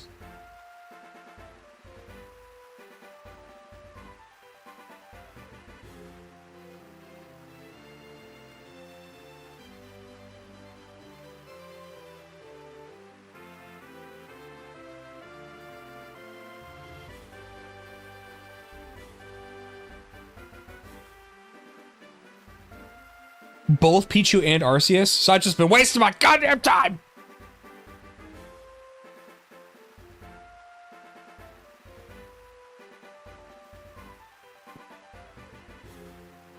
Oh, damn it!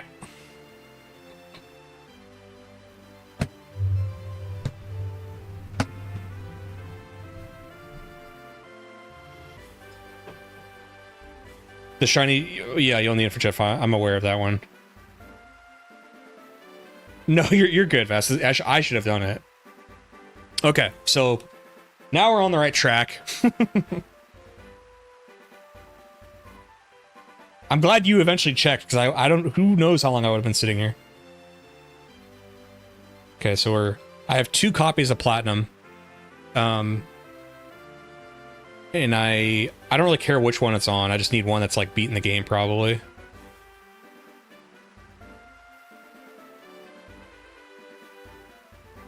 Okay, that's a fresh... This is one... I just restarted a new game for a video later.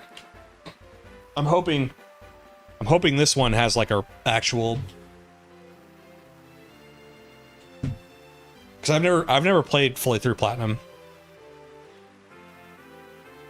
So, I had 2... I don't know why I have 2 copies, but I have 2 copies. I'm assuming I bought both of them on eBay, like, 10 years ago. And I'm hoping... Please, I'm hoping... that this one is like a used, like somebody was playing on this.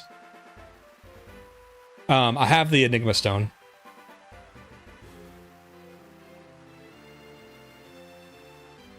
Oh no, only 4 hours in this one. Okay.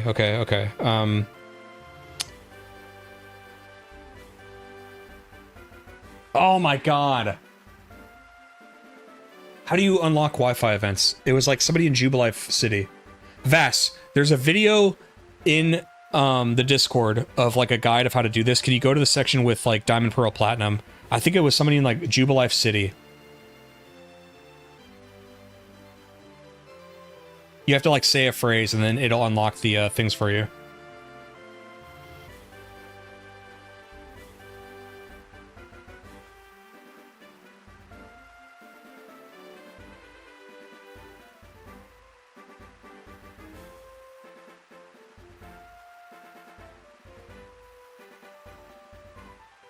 The TV station, third floor. What is the phrase I have to say?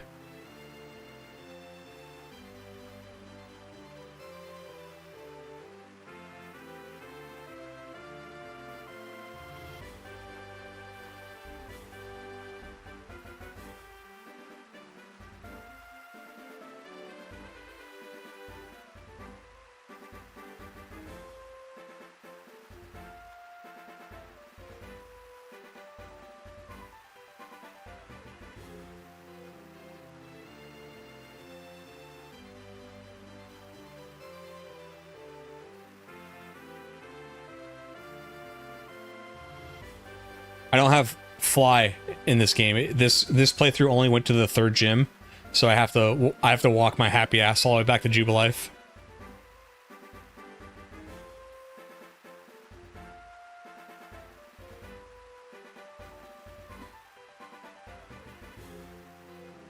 Everyone happy, and then Wi-Fi connection, okay.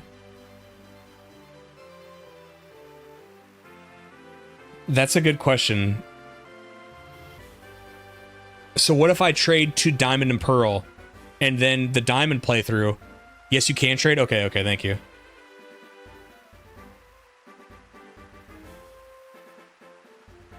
Great, I ran into a trainer.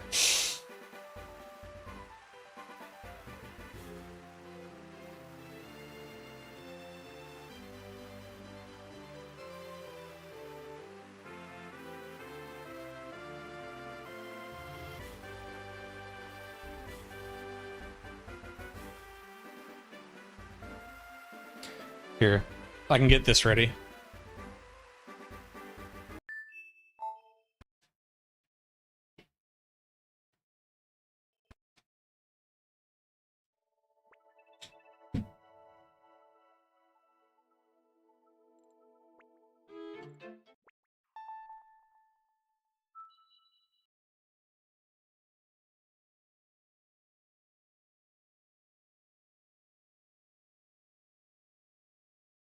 Of course, like my other rain, I know.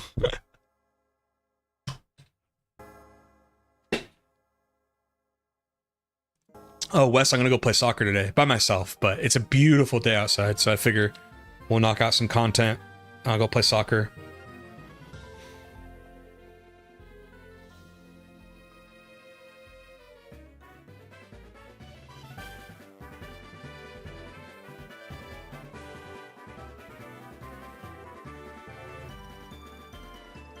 You're double checking the trade really quick? Yeah. I hope you can. If you can't, we're still okay. Because there's that diamond playthrough where I beat, I did it for the video. We can trade from platinum to diamond, from diamond to heart gold, soul silver. It's going to be a little bit of a process, but at least I can show that on camera, which would be nice. At least give you guys something to watch.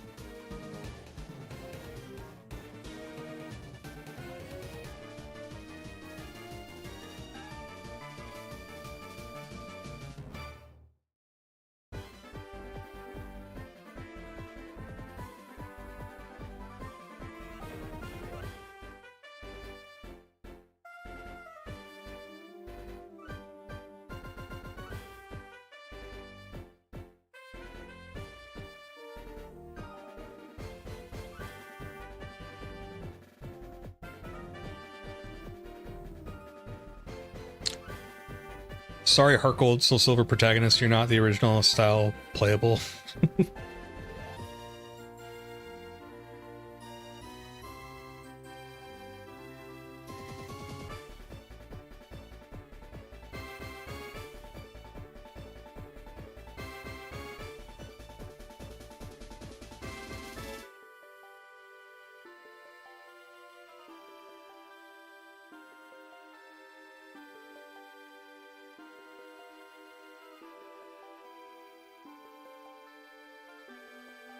That's what I do, Wes. It's just fun. And, sometimes I'll do like volleys or something. Like I'll juggle it for a little bit.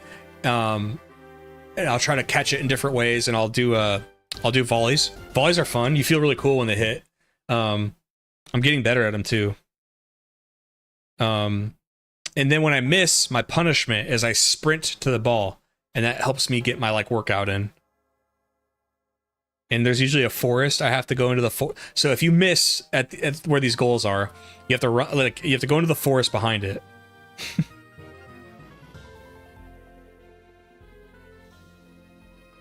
You could trade without the national dex, hell yeah. Is it theoretically possible to bring a Pokemon all the way from Red and Blue to modern games via trading? Only with the 3DS versions of the game, but yes. On your handheld, no. Vass would disagree because she has some methods that weren't official. By official means, Generation 1 and 2, like, hardware is not compatible to send stuff up.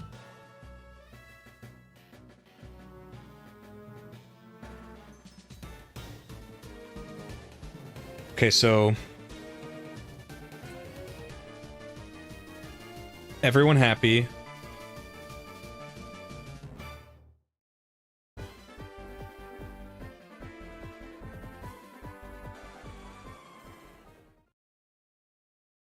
The forbidden technique, yeah. Vass would know more.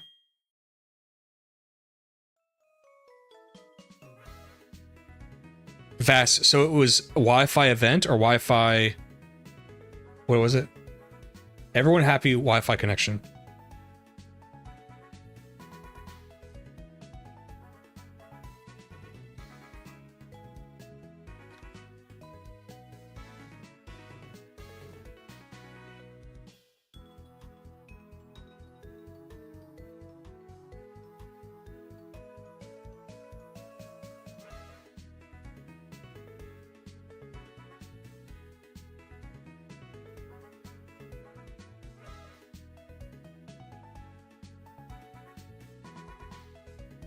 I'll pull some strings with you so you can now receive mystery gift. That's pretty cool.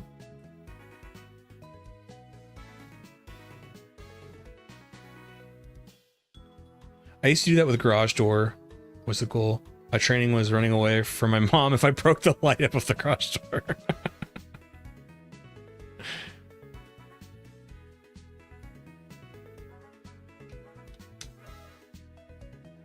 I just hope, like, what will make me happy as a fan is when they do sever all the hardware, just make it so that we can play all of them on Switch or Switch 2. Like, and do what you did with the 3DS versions of Gen 1 and 2. Make it so that there's a way we can trade them to home, and I'll be happy. I will buy the games again.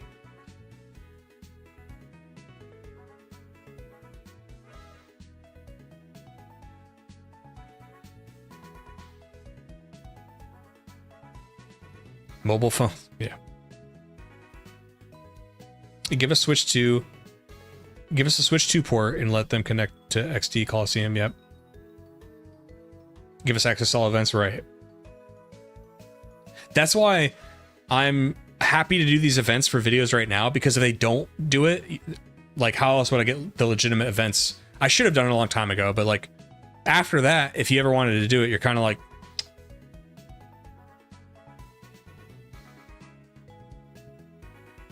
okay, we're now mystery gifting and platinum.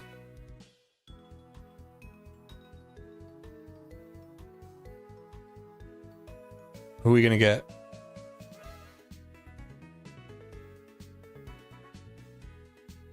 God damn it, Jirachi.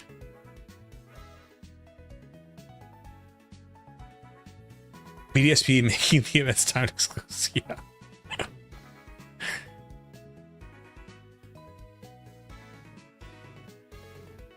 They should do it like this. Like, okay, they should have timed things to like promote marketing, right?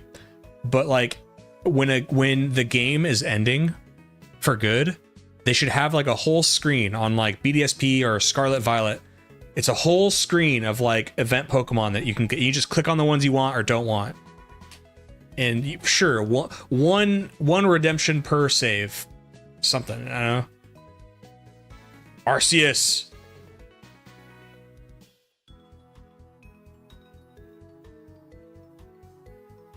Okay.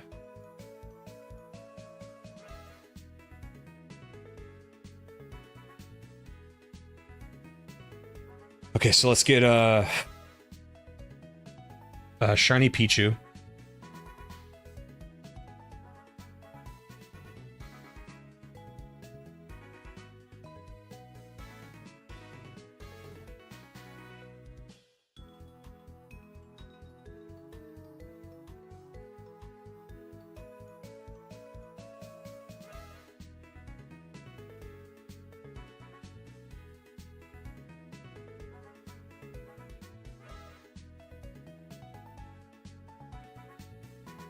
Try to give me Ash's Pikachu.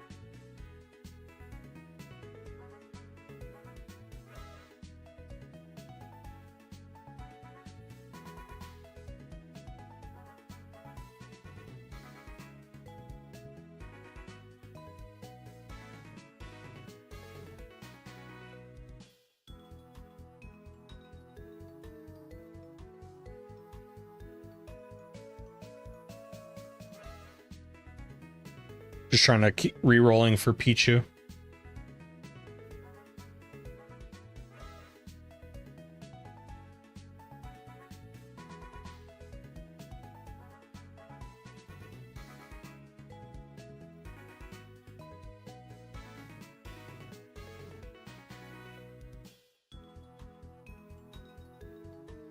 Get Oak's letter? What is Oak's letter?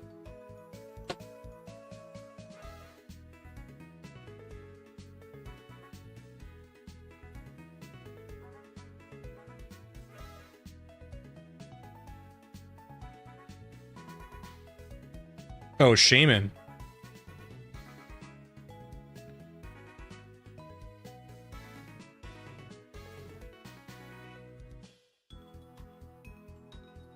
It has an anime ending. What are you referring to?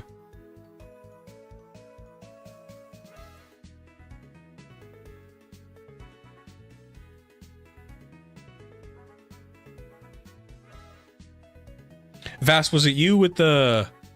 You have like a husband from like Poland or something? Or Romania? You'll link it to me? Okay, thanks.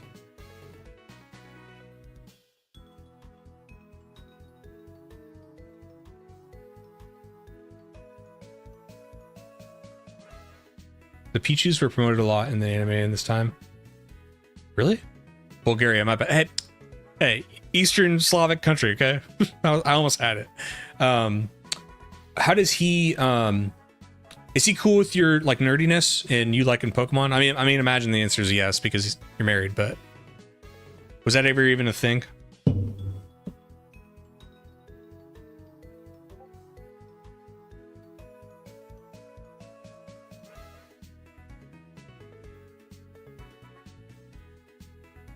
Oh, I see your Blockbuster card. Oh my god.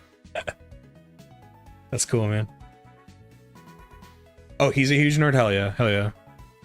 My girlfriend's been playing, she's been playing Traveler's Rest because her and I like Stardew a lot. She actually got me into Stardew. Another Arceus, no thanks.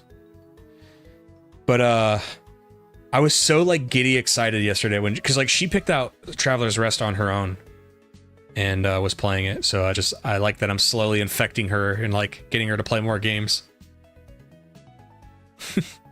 She will self-admit though, when we were first dating, like I was trying to analyze what her hobbies were, because I was like, you know, she's really outgoing and she wants to do things that I like, but I want to be fair. Like I want to do stuff she likes too. Because like I'm not one way like that, you know. And I remember one time I was like kind of, I thought I was being sly with how I'd ask her, and she finally just goes, she's like, you know, I just really don't have any hobbies. I really don't. And I was like, oh, so she's like, I just like your hobbies. Like I want to learn more about what you like. And I was like, you know, that's a very sweet sentiment. Did she play Fields of Mistral or whatever it's called? I don't know what that is. Stardew is on my top 3 games of all time. I like it a lot. The Azure Flute. Vass, what's the event name for Pichu, just so I don't say no to something because like right now it says it wants to give me the Azure Flute, which I don't think is Pichu. We were both introverts. He just sent me memes on Discord, then invited me to visit. Oh my god. And you went?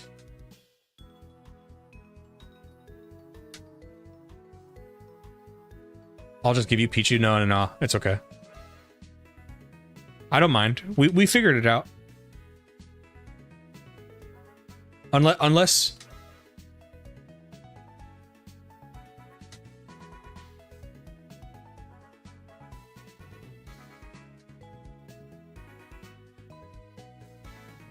you had his full docs. Okay,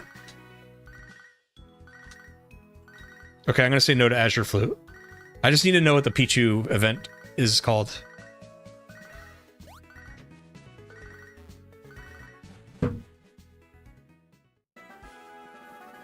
Ooh, that's a good tune.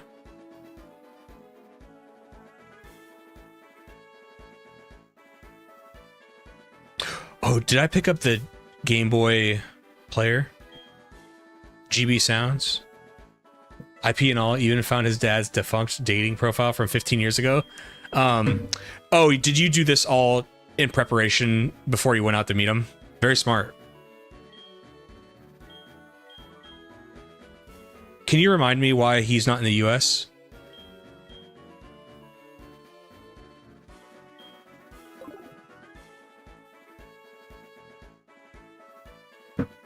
What's up, Belly? How you doing, Belly? How's the garden?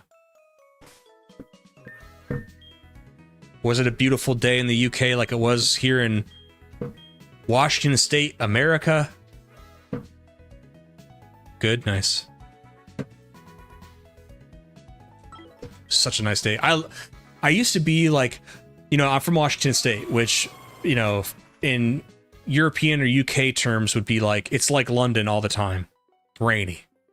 And I love that. It personally, it's not depressing to me. It makes me very comfortable. It feels like home. And I worked away from home for a long time. But now I can now appreciate the sun too. So when it's a big blue sky, it's nice now. It used to like be like, ugh, bring the rain so it feels like home.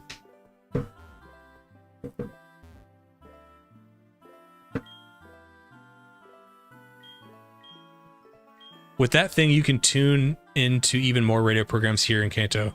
How do you get the GB sounds though?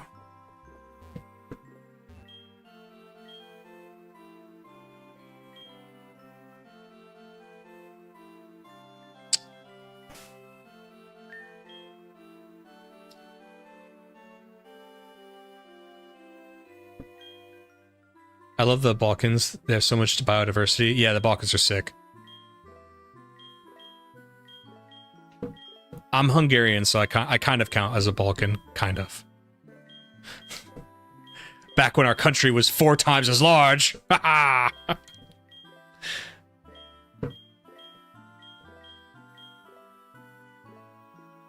Celadon Mall? Okay.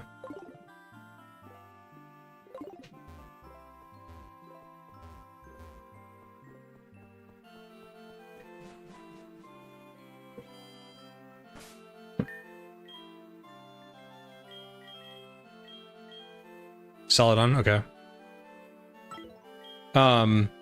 Another question, Vass, if you have the list still up. Could I have still gotten the Scizor on Heart Gold Soul Silver's list? I kind of misremembered how like vibrant Celadon is in Heart Gold Soul Silver. Like it's really colorful and the buildings are big and wow.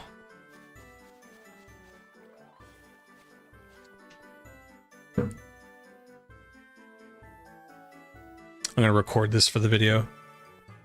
The GB music.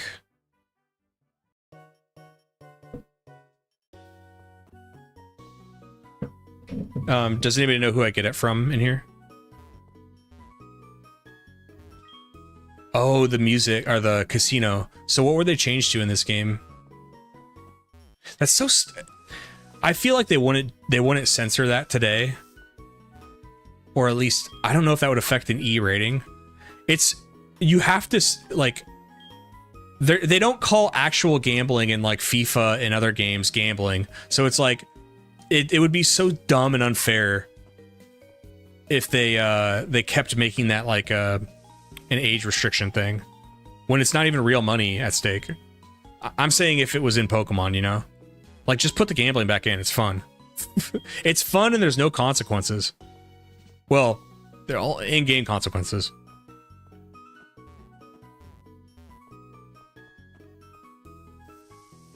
Oh, it's basically Minesweeper. Okay.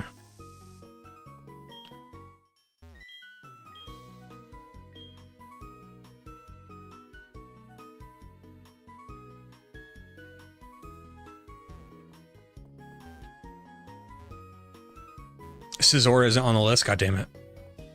I agree as long as you can't spend real money on gambling. Right, right. And if you're already going to make it okay with real money for like other games, then make the fake one fine too. Is there any Final Fantasy fans in chat? Like you know a lot about the series?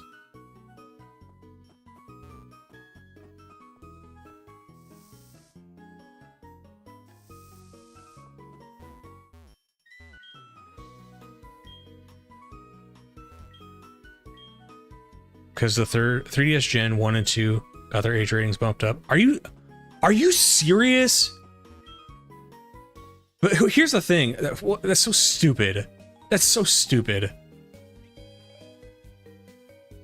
I'm glad they didn't change anything though. And you know what? I think Pokemon's just too big. It doesn't matter. If somebody says, "Mommy, I want to buy Pokemon Red on the 3DS," I don't think she was like, "Oh, that sick gambling game."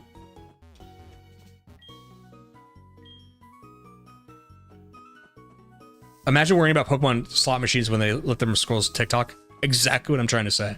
Exactly what I'm trying to say.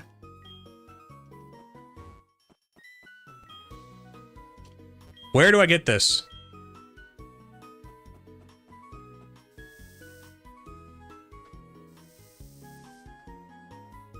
I've been recording for nothing.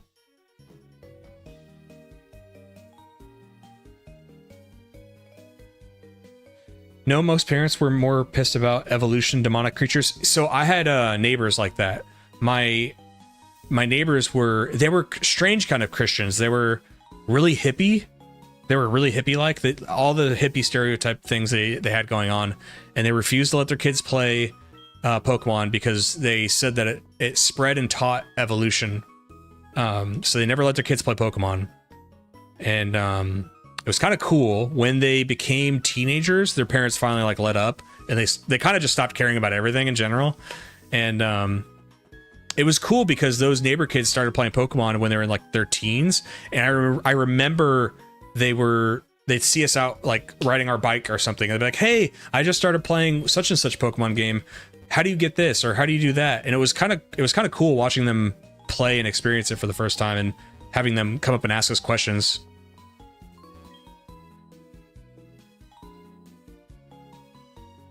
It's the Game Freak guy's apartment? Okay, thank you.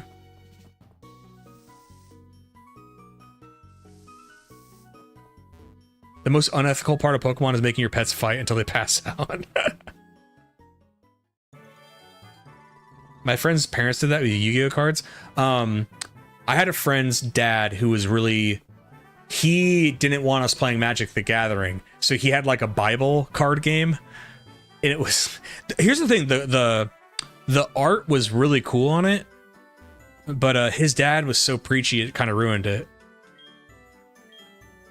Because I remember at first we were like, "Oh God, please just let us play Magic," and he would not let us play Magic. So he gave us this Bible card game as an alternative, and the art was very good, and I was like, "Whoa, this is sweet." And then he just was so like, "See, and this is Jesus of Nazareth," and like, "Hey man, let me use him to defeat your son in battle." Let me use Jesus, okay? I'm Catholic. The Pope says it's okay for us. Other Christians denominations were crazy about it. The Pope, hold on. Are you saying the Pope came out and said you can play Pokemon? That's pretty sweet. Vass, how do you feel about an American Pope?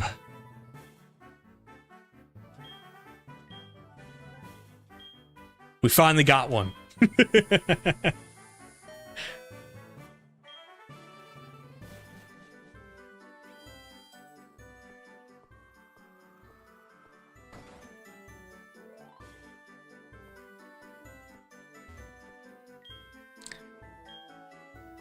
God damn it.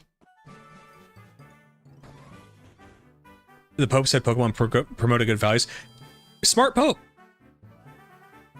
First floor elevator, okay. My friend made a whole D&D game based on Christian theology. It was pretty good for a teenager. I will admit, and I'm not going to be preachy, I will admit, so I've been a lifelong atheist. And within the last like 3 to 4 months, I've been like heavily getting into like learning about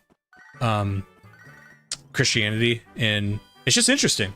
Like learning about, and I've never been fair to Christians about what they believe, which I think is important. If you're gonna criticize something, or if you're gonna like, you need to actually know what they believe, not what your assumption of what they believe is.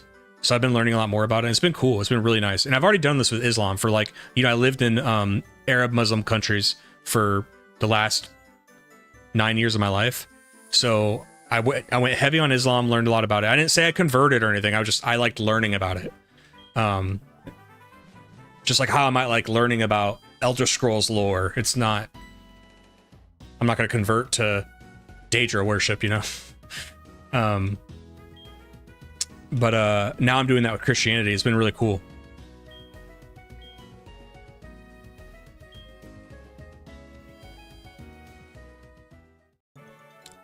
Dude, a Bible TCG would be dope. I want to build an Exodus deck.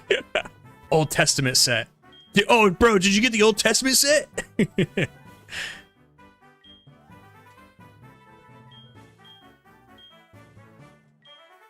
Dude, when the Mormon block comes out, Joseph Smith.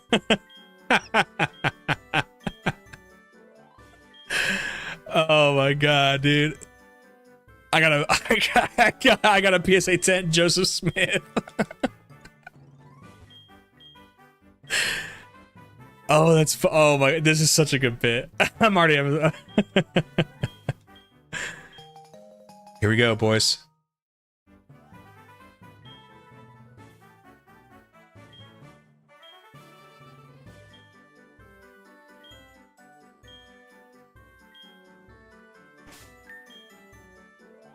You were playing Persona in 1997?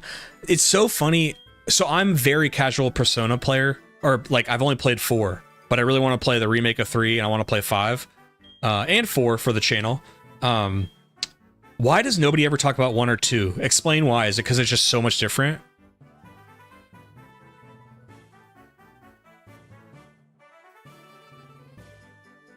You get the set with the Lot and his daughters? Dude, Digimon had a demonic evil Digimon on it too. This should be in the video. Christians wins and Nokia succeeds.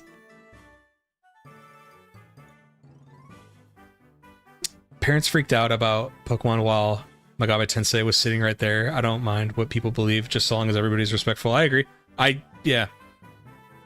I don't really like talking, like, not adversarial on religion, and I don't like talking politics in any of my content. It's not interesting to me.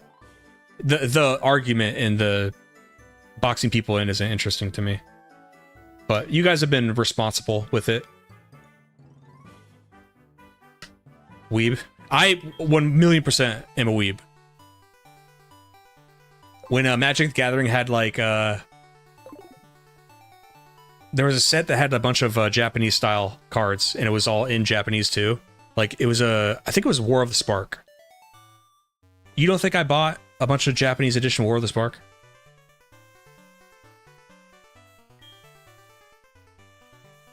Persona 2 is interesting. Persona 1 is kind of booty. But it's like, even when they do like the musical concerts, they never play Persona 1 or 2 music. They always focus on 3, 4, and 5. Is it just that there's not as many people interested in 1 and 2?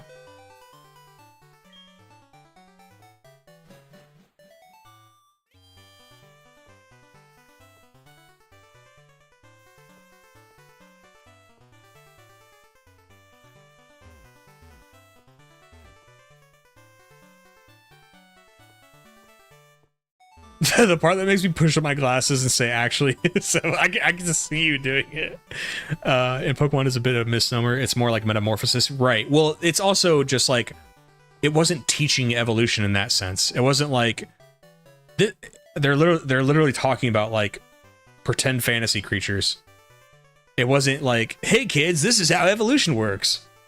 Now you can, hey kids, you want to know how you came from a monkey? Put down that Bible, pick up Pokemon.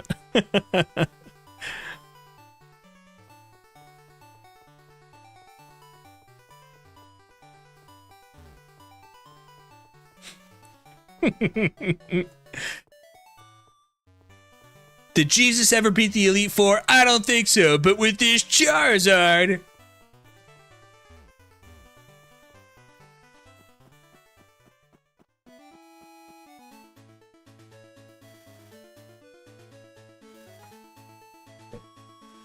Parents when RPG mechanics exist.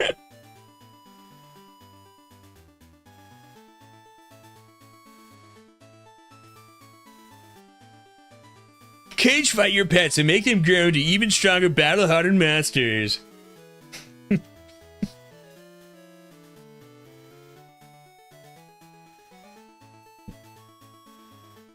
I'm still trying to get this Pichu.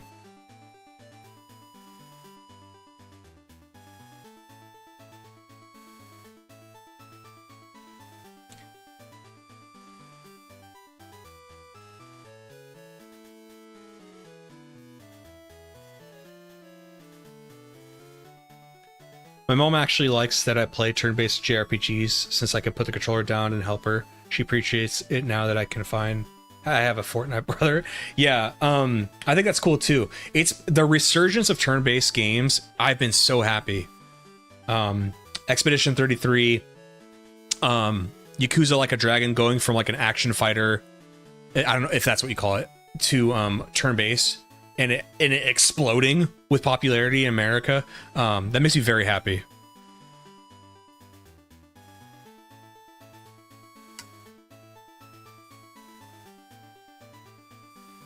I have played Octopath Traveler. I like it. Just like how they did the Dragon Quest game in that style. I think they should do like Pokemon Red and Blue in that style. To me, turn-based isn't the problem. It's the battle system does nothing interesting. I can understand that. I definitely understand that. There's an era where it kind of was all run-of-the-mill. Just it's the style of or franchise you like, but with turn-based. In recent years, I think they've been getting more creative with the system.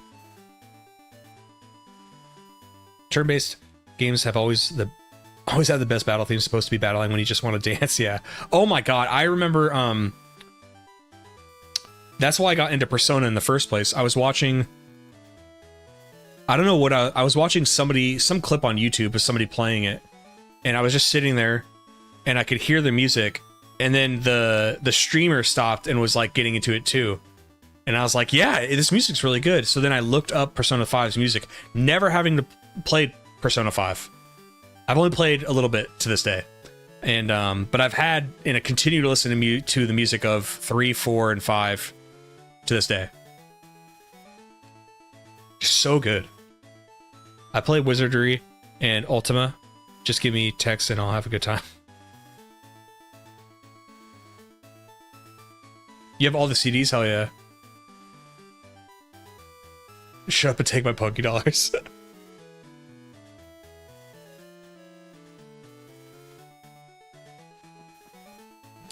So are we just old if we like the old music better?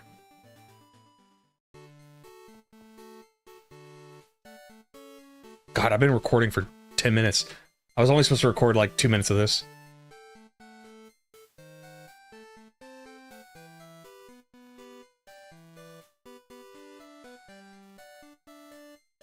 We are old, yeah. Well, I was watching Joe Rogan Experience, and he called Wes Huff, he called him young, and he's 33 and I'm 33, so maybe like I'm not too old, right? I'm not that old, right?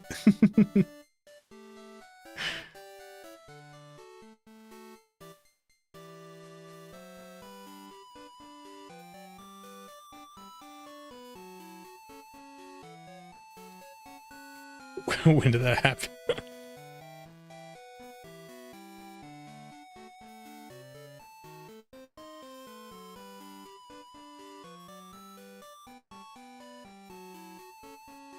God, this sounds so good.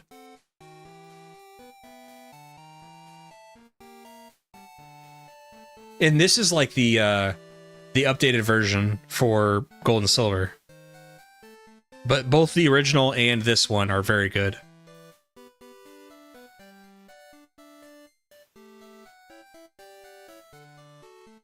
I remember holding my tape recorder up to the TV when playing Mega Man X.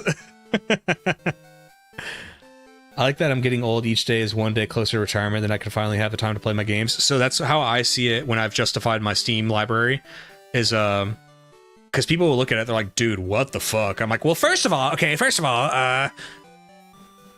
this is not a brag. This is justifying things myself, but I would say, I was like, I make a lot of money, and I only buy things on Steam if it's 50% or more off, which was true. So I accrued a lot of semi-interested games on Steam that I've still yet to play to this day. And what I tell myself is, you know what? Retirement's going to be really fun. I'm going to have so much to play.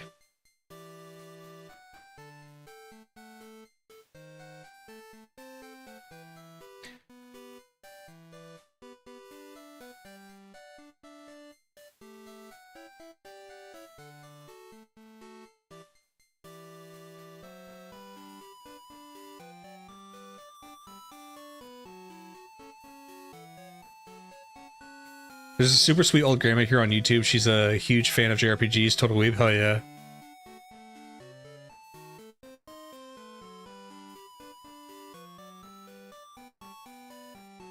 That's how I get so scared about the future with this stuff. If I would have just started, I mean, I wasn't in the place or mindset or had the work ethic back in 2010, but I wish I would have been making content that long, because then I would have been fine. I would have been set. But now I fear like, okay, is there any future in this, or is AI just gonna like pump out slop and people are gonna be fine with it? I remember recording a pay-per-view on VHS with my brother and our friends with WWF No Mercy. We call it From Yo Mama's.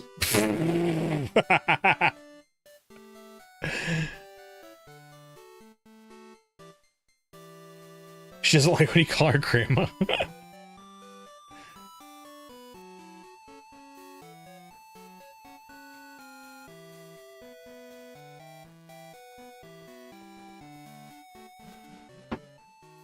She's not here to lecture me.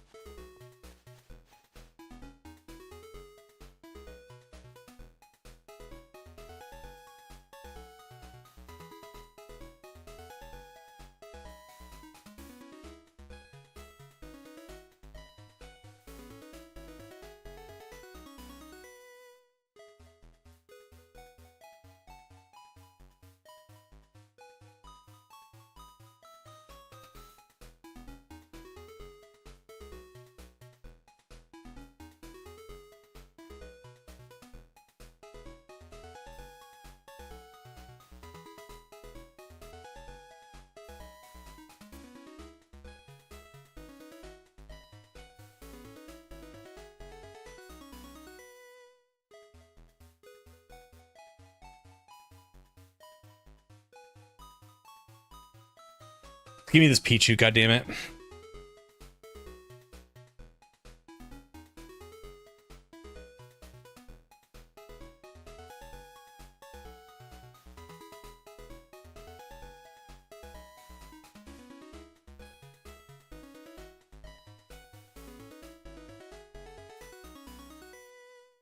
What's up, Perennial? How you doing? We're trying to get a Pichu from the Wi-Fi event, and then we're going to trade it to Heart Gold Soul Silver, and so then we could do all the Wi-Fi events.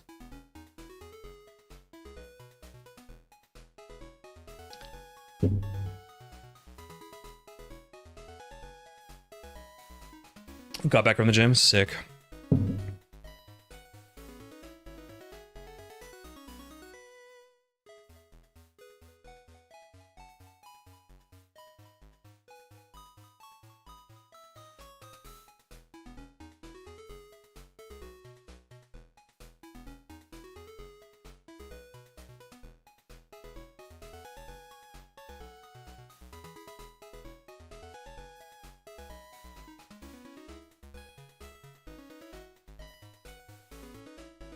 It keeps trying to give me Jirachi.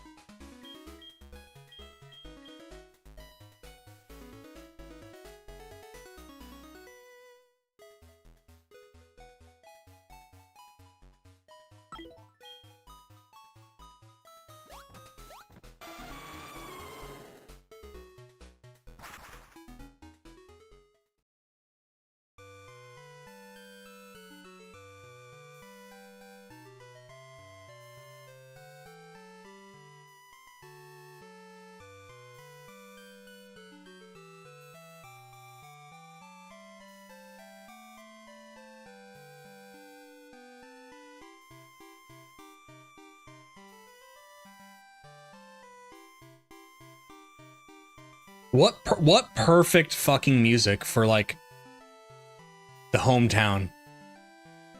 Favorite Gen 2 music? Ooh, you know what? To answer that question, let's go back to well, hold on, you can count Kanto because it's all remixes, but oh, I know what my I'll tell you. I'm not going to spoil it. I'll show you. Shiny Melodic, yeah, I'll take that.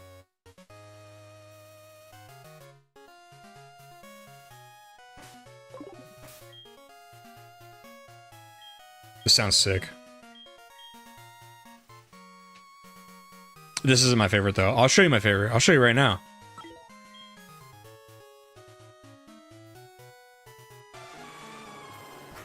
And what about you, Wes? Wait. No, not this.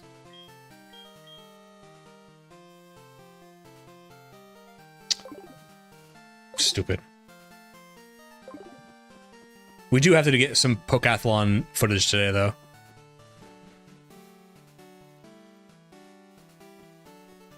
How did you know I was going to go to the national park?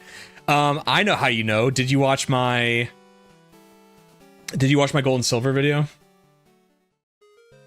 Oh.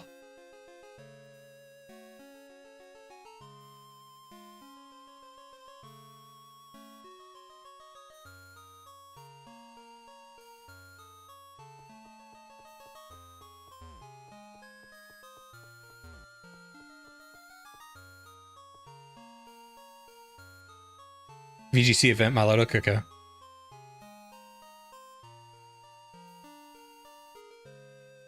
Oh, it's so... I get, like, goosebumps. Oh, my gosh.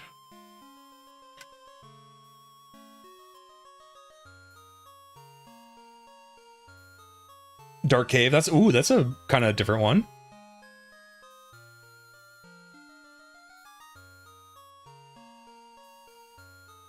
Milotic is your favorite water type. What's my favorite water type?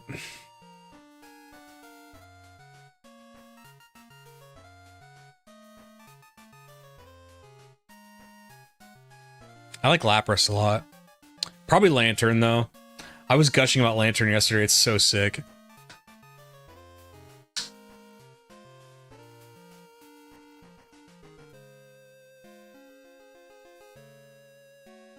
Houndoom? Hell yeah. Dark Cave, Ice Path. There's one later. Jodorat's always gets me.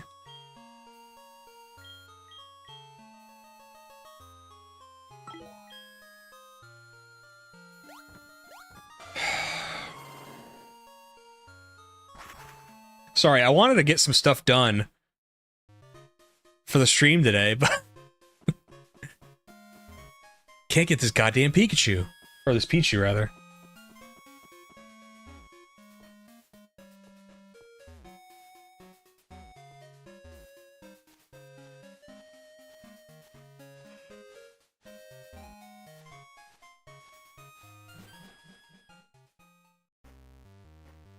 Oh, this is sick.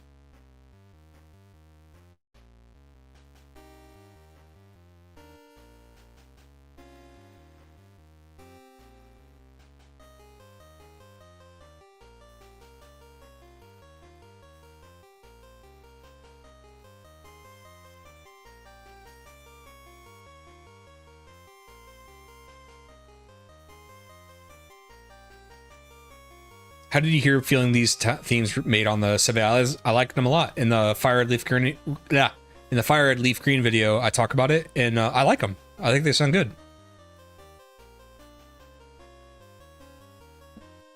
They're kind of lesser talked about because Fire Red and Leaf Green aren't really high on people's lists of games to talk about. And then the Seven Islands are like an addition, which wasn't in the original, so it's kind of like off to the side, but it's like actually pretty good. The theme wasn't sick when I was fumbling around in the dark looking at Dunsparce. Well, that was your first issue. I don't like Dunsparce. People were asking me yesterday what my least favorite Gen 2 Pokemon was, and that's Dunsparce. Does somebody okay, let's do favorite and least favorite Gen 1 Pokemon. My favorite Gen 1 Pokemon, it always changes, I feel like, but today I'm feeling like Venusaur. And then my least favorite in Gen 1.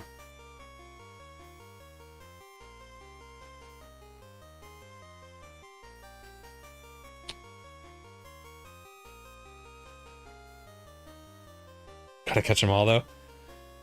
Yeah, that was still when they had that slogan. But then they got rid of it. Because now you just gotta catch some.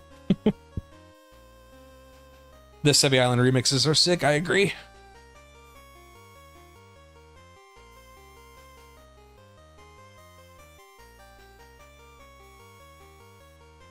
Still trying to think of my least favorite Gen 1 Pokemon.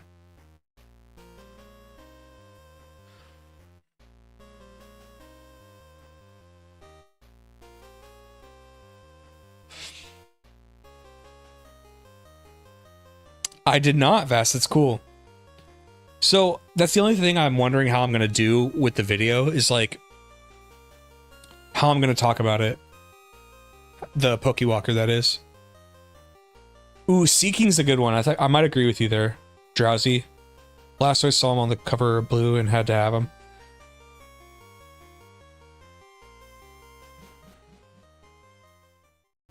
It's just a snake, yeah. I like Arbok and Ekans because they change enough about them. Like, yes, they are just snakes, but they change enough about them that like they look cartoony in Pokemon, which is pretty important. Drowsy, it's funny that you mentioned Drowsy. I feel like I've always been off with Drowsy too. What I would give Drowsy is it's like it's pretty creative. It's like an aardvark slash guy thing. Onyx is sick.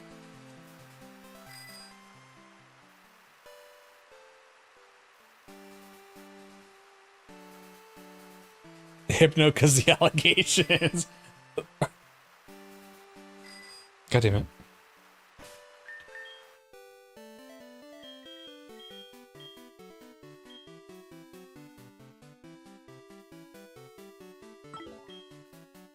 Thank you, Vess.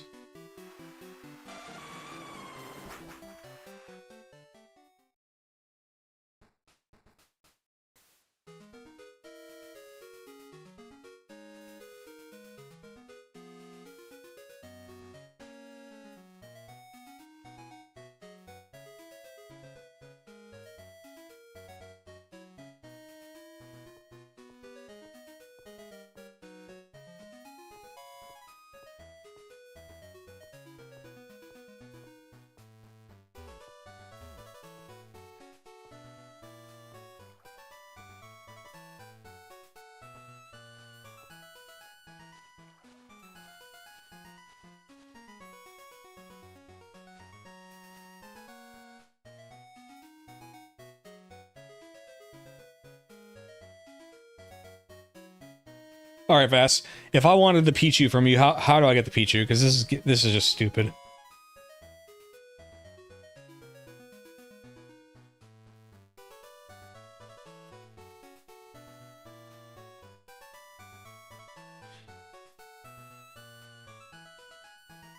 I was so old, I remember watching the XFL and playing Silver on my Game Boy Color as a 19-year-old.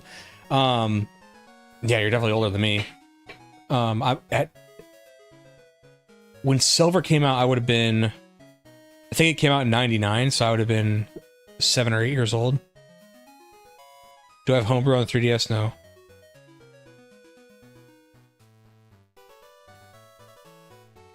That added, like, Bridge and Violet City was perfect. Lanterns flickering too. They did this remake so good. I agree. They added like a lot of personality. It's funny because the music had to carry... Oh, I'm going to write that down. The music had to carry a lot of it too. Like you got the traditional feel and sense from the music in Generation 2, but by Generation 4, it's both. It's the music and it's like the graphics are good enough where they can like really put in detail like what they're trying to convey.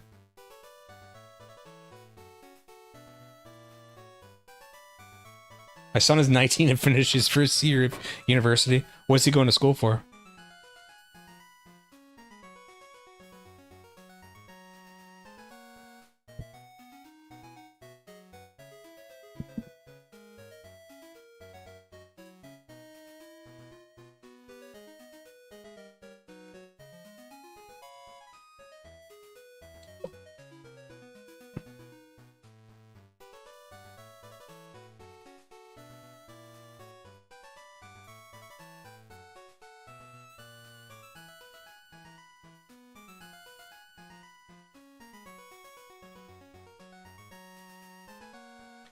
You were 14 when Gold and Silver came out?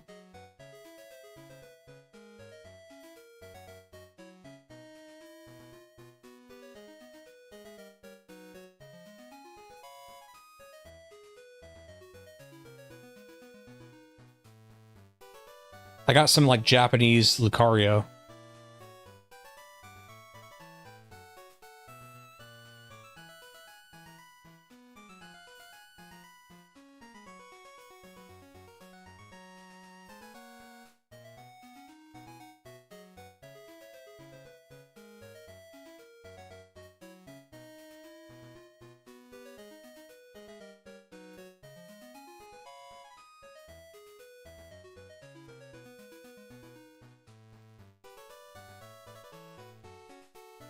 I'm gonna save. I'm doing the Milotic right now.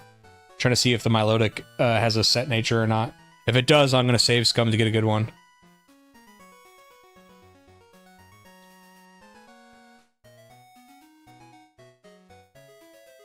Lover stuff, you have a 19-year-old son? You look so young. Computer science, I'm gonna be 45 in a few months. Wow, guys. Am I the only person without a kid here?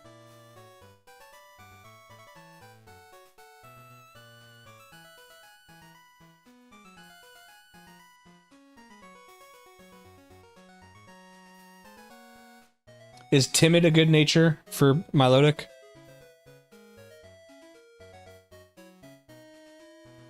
You don't have a kid? Okay, fair enough.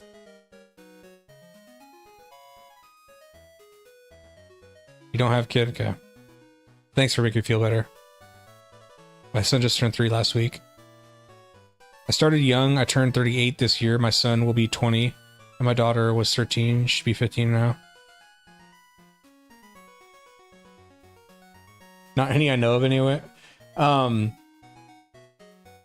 not trying to sound... whatever, but when I was stationed in Pensacola, to this day, I still wonder, because, like... I went out a lot and I met many women, okay? And I still wonder, I'm like, I don't know. I might have had a kid at some point. I hope I don't have a kid. Me and the girl I'm with now, we're not really interested in kids. We tell ourselves that we're happy being like the cool uncle and aunt to friends and family's kids, you know?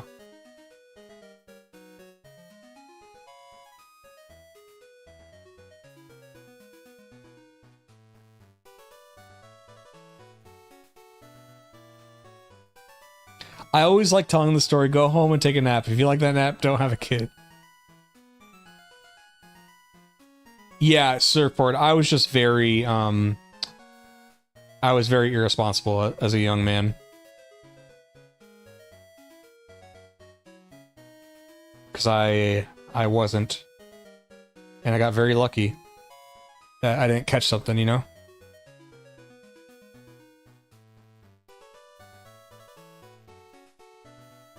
You're seeing your doctor about a vasectomy. I considered it.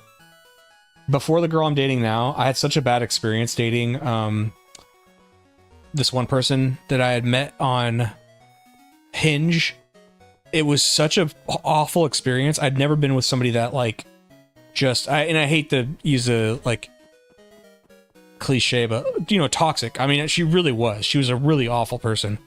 And I got very, very scared at the thought of, like, what if I would have gotten her pregnant? I got so scared about it that I was like, I intentionally didn't date anyone. No, it was the Latina girl. The Latina girl was mostly cool until the Jack in the Box incident. But with the one I'm talking about, I went back to work and I stayed at work for 6 months because usually you work 3.5 months and then you get leave, but then you're allowed to extend if you want to.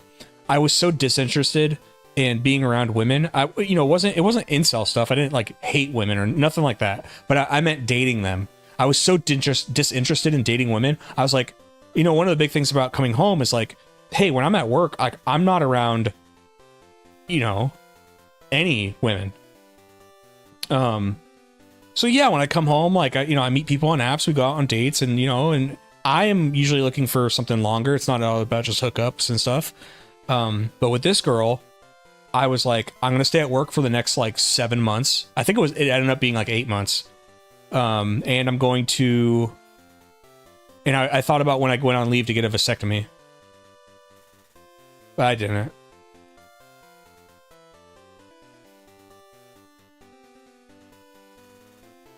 I was too responsible, never drank, never smoked, never used recreational substances, never laid with a man I wasn't married to, only dated once in my 20s, just work, work, work. How do you feel about that in retrospect? Because, like, I'm in no position to judge, but I also never used any recreational drugs, never smoked, never drank. I like how my life ended up, but I can't imagine not having, like, dated and, like, got, you know what I mean, those experiences. But it all worked out for you, you know, so I'm happy with it too. Yeah, that's what I mean. It's like, I don't regret any, you know, because I always do the thing is like, oh, if you could change this about your life, it's like, yeah, but then there's the butterfly effect. How much of that would change the good things that you have right now, you know? So I'm happy with how things went. My career field in the military is very female saturated. I've always worked with female. What job is that?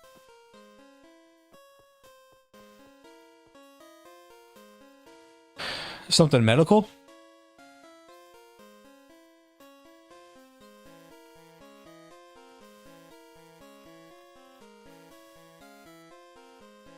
Personnel like HR? Yeah. Of course. Of course.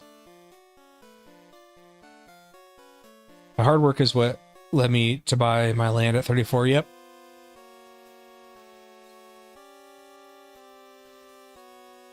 Yeoman in the Navy. Yeah, yeoman. Yep, that'd be a yeoman for us, just admin person.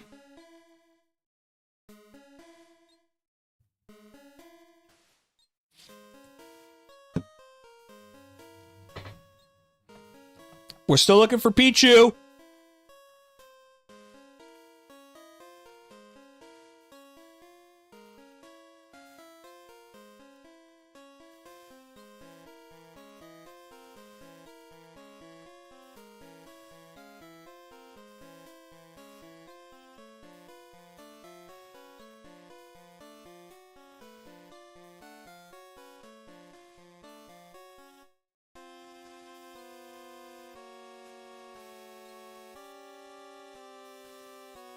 My last girlfriend was 29 years older than me.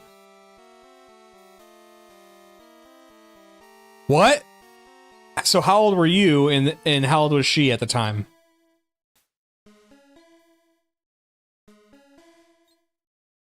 The largest age gap I've dated was I was 19 years old and I was dating like a 31-year-old mother of two. And she was she was really cool and everything. But she was like, you know, when you have two kids, like women like that are looking for like stability. Like they, you know, I'm speaking in general terms, but like, I got the Pichu.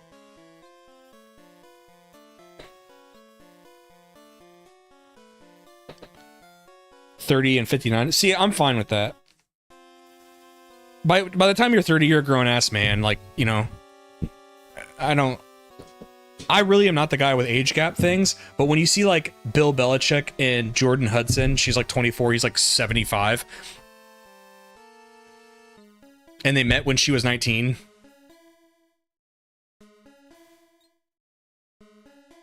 That's when I'm like, all right. Okay, let's go get this stuff ready to go to get traded. Pichu is looking for stability too. Yeah, nice segue. She's using him. It's sad. It's so obvious too. That's such a crazy like, and it's like I guess he's just like he just really likes the appeal of having like a young hot girlfriend or something. I don't know. Is that enough to destroy your legacy and give her millions of dollars to build a real estate empire? I don't know. Maybe he's been a really lonely guy. Like, I know he was married and then he had like a girlfriend after that marriage, but the girlfriend was only, you know, she was like 50 when he was 70, so fair enough. But I don't know, maybe just for him it's exciting to have a young girlfriend, and I don't know. It's crazy. Okay, love yourself. Thanks for hanging out today, man. I'll see you later.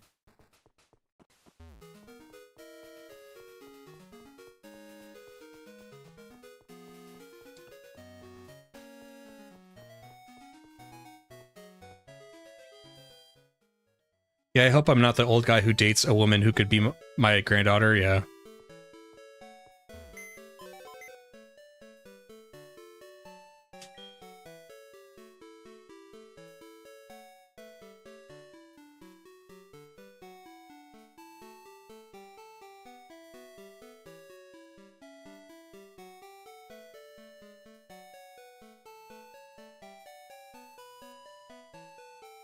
Hold on, I'm gonna turn off my hotspot just so I don't forget.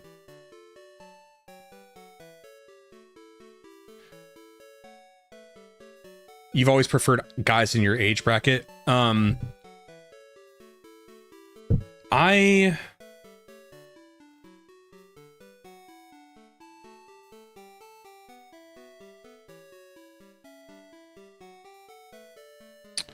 guess to me it doesn't really matter.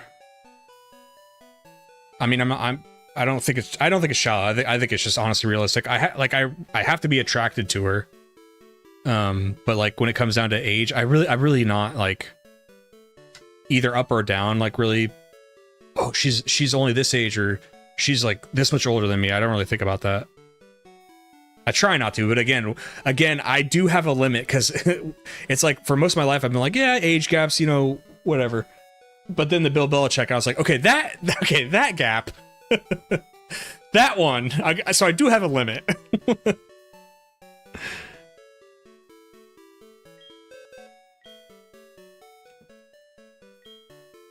I've only dated someone either my age or a year older than or younger than me, like deliberately, or just how it's worked.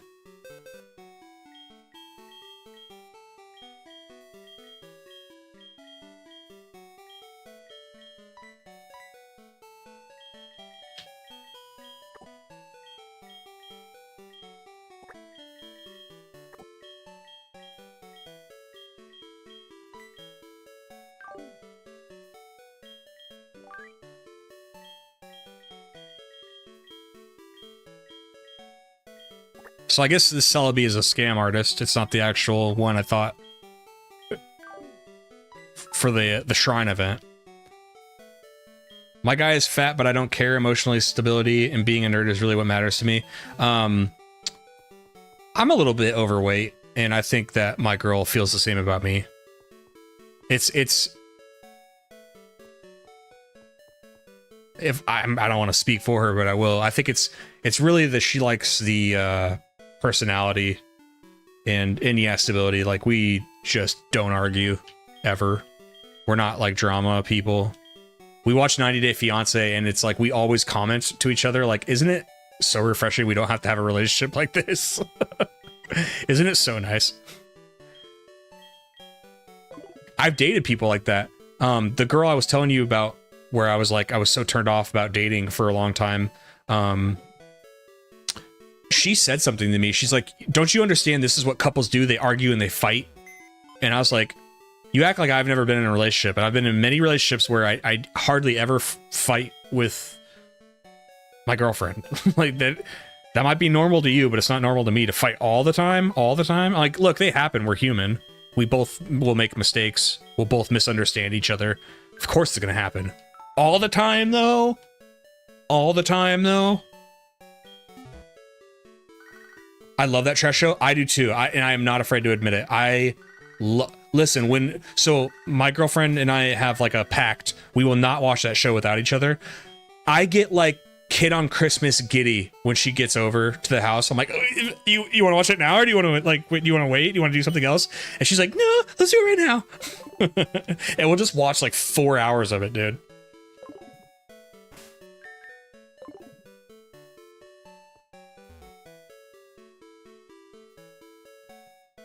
I love it when Florian just goes off in an angry rant with his poor English spoken. Weight can be lost, but it's so hard to find someone with a good personality. Yeah. So like, she insists she doesn't care, and I don't think she's treated me any differently, but I have gained a little bit of weight since being with my girlfriend. And I'm a very blunt person. She's pretty blunt with me. She's like, well, if I ever gained a bunch of weight, would you care? I said, yes, I'd care. Would I dump you immediately? No. And she's like, no, that's fair. I'm glad you said it. And I asked her, she says, I don't care if, she's like, I just don't want you like morbidly obese, but she's like, I don't care if you're a little bit fat. But I still feel like she met the guy who was like contracting in Iraq. He was like in shape. I've been doing my perfect push-ups. And she noticed the other day, and I didn't even say anything. I didn't even give her a layup. Just been doing my perfect push-ups, and she noticed, so it's all good, dude.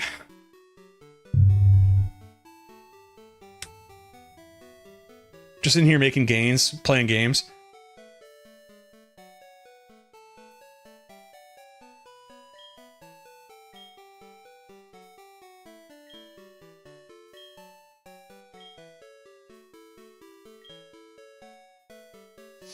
Not deliberately, but I've never been interested in older women, and usually anyone younger than me, I have a habit of seeing them as a child. If you're gaining weight in a relationship, it means you're happy. That's kind of what I've always thought.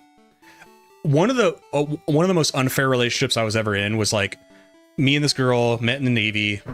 My first mistake. Don't date anybody in the military. I'm sorry. I can say that because I was in.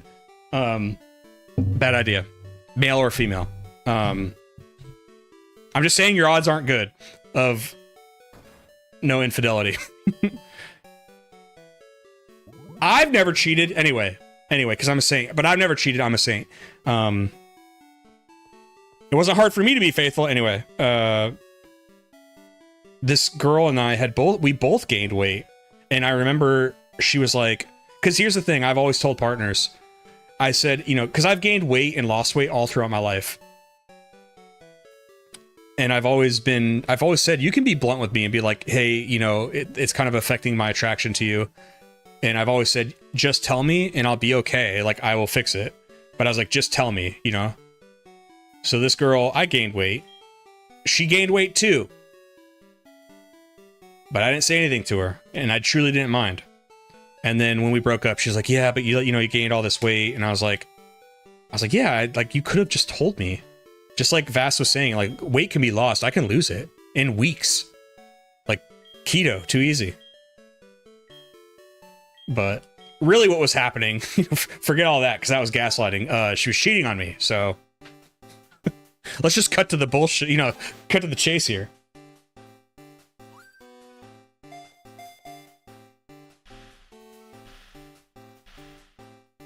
Faithful gang, yeah. I'm a faithful boy.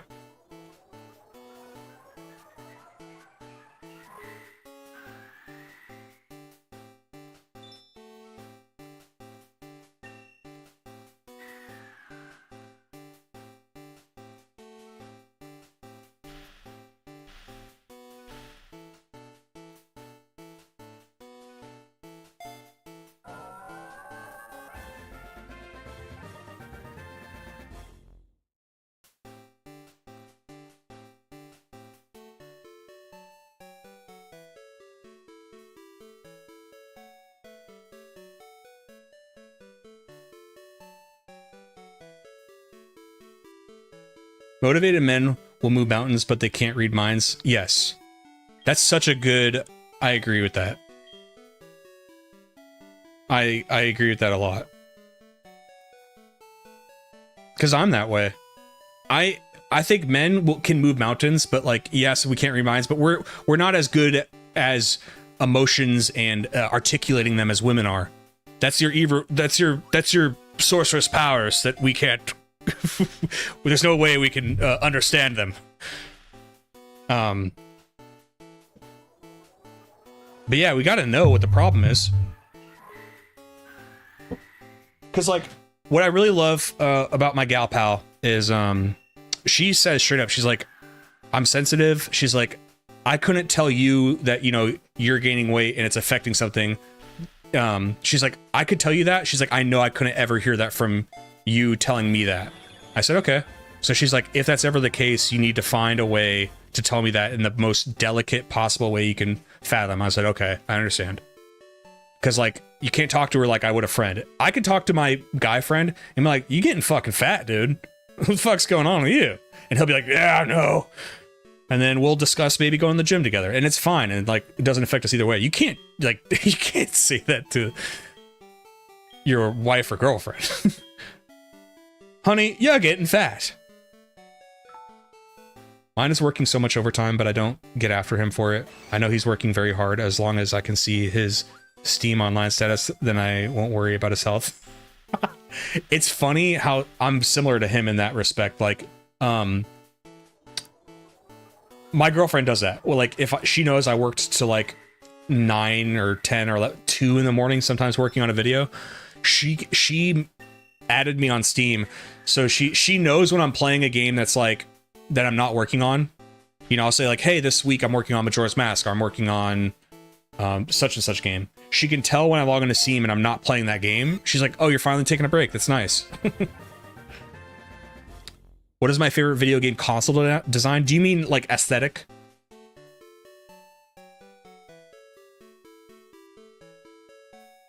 I think the GameCube is great. And it has a handle on it. You can just pick that motherfucker up and walk around. Not so much the design when you look at it, but I really do like the Switch when it's sitting in your hands. I like the form factor. What I don't like is I don't like the sensation on the Switch when you're using it as a handheld. I don't like the sensation that the Joy-Cons feel like they're just about, and they don't usually, but sometimes they do. I don't like the feeling that they feel like they're about to just fly off in your hands. The Switch 2 looks like, if I can say something nice about it, what it looks like, we'll see when we get it in our hands. What it looks like is, it seems like a little bit more bulkier, and it might feel more like put together and like sturdier.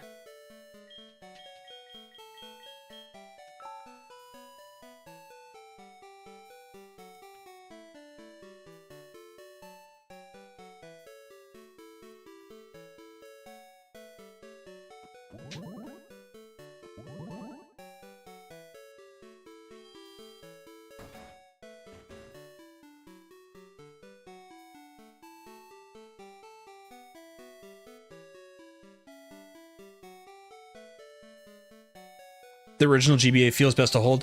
See, I can't agree with that because I don't have kid hands anymore, and I noticed that when I go back and play the GBAs or the Game Boy SP, I used to be able to hold it like this and it felt comfortable when I had little baby hands, but as an adult I have to do this to hold the GBA and the SP. Here, I can show you. This is what it feels like for me.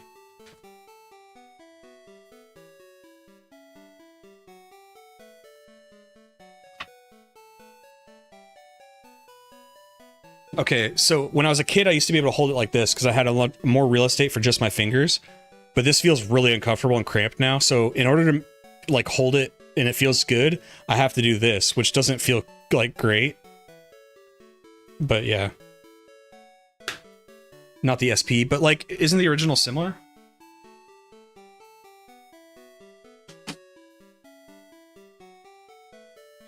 Well, I knew she meant the original too, but I remember holding the original. Oh wait, like you're talking like the one from 88?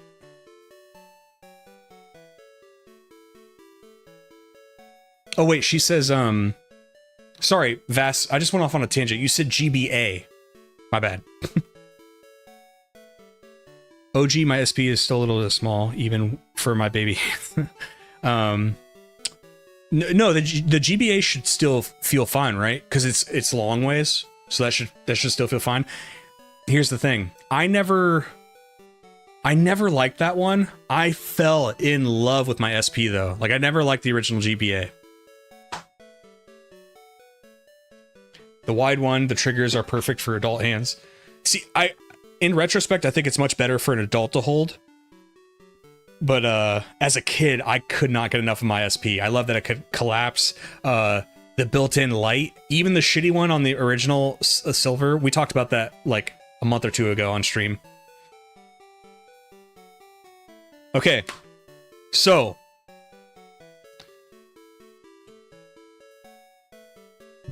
let's start knocking out these events. What do you guys want to do first?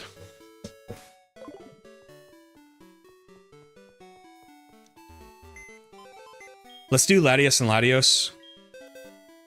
It's just easy, something to wet the palate a bit.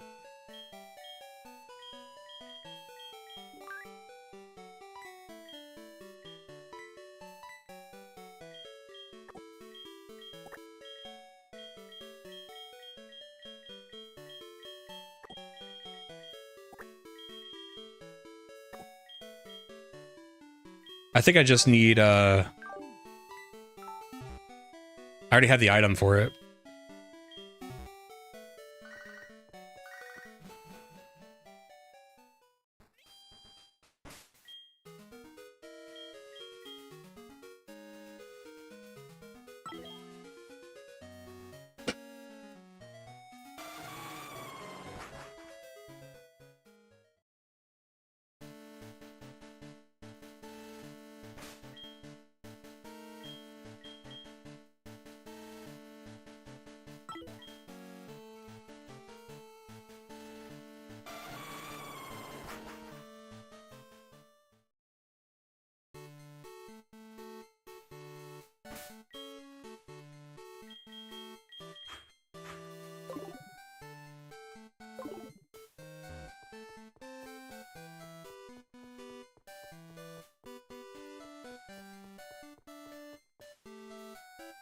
Never mind, I thought I had to come here for it. I guess I gotta look it up.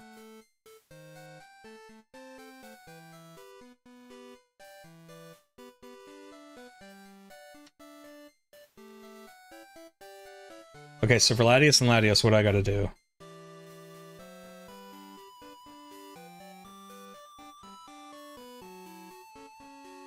Pewter City Museum. Take it to the guy who revives your fossils. He will discover the soul do. Okay, okay, here we go.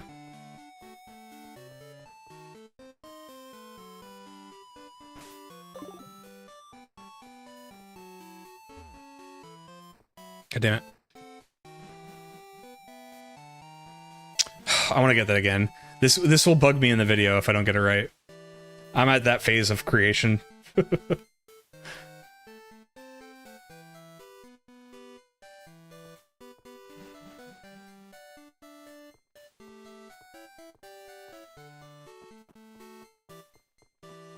Steven Stone. People who dedicate themselves to what they believe stand out in a crowd. That's me, but my passion is no less than yours. Wow, the thing you have. The stone is mysterious. Something seems to be shining inside. The stone is modest, yet hiding something wonderful. You should have studied by the experts. Oh my god. Libid handed the Enigma stone over to the researcher. I will check it. Can you hold on a second?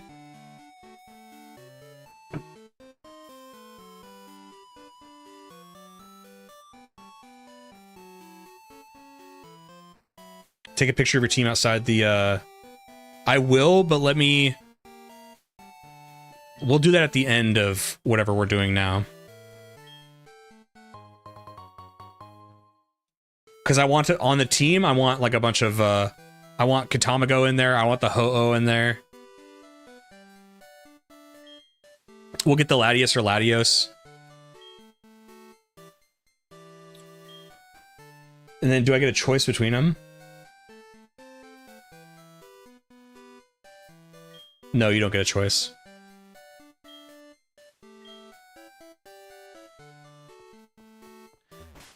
I don't know if this is a battle. Okay, I have plenty of Pokeballs.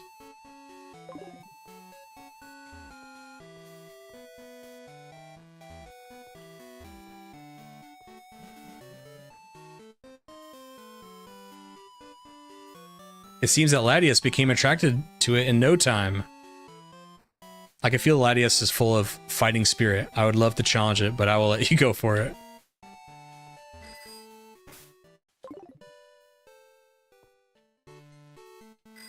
God damn it!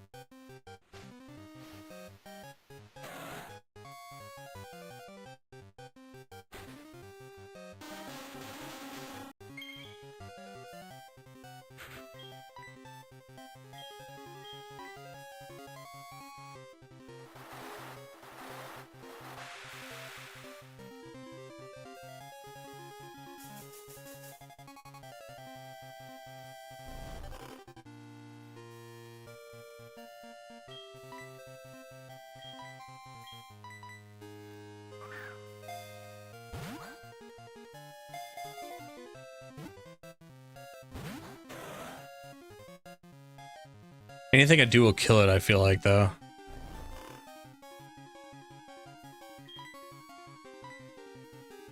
I could do Psychic, which it might resist. Because I think it's Dragon Psychic.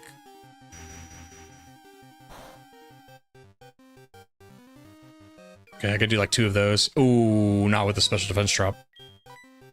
Now I'm afraid.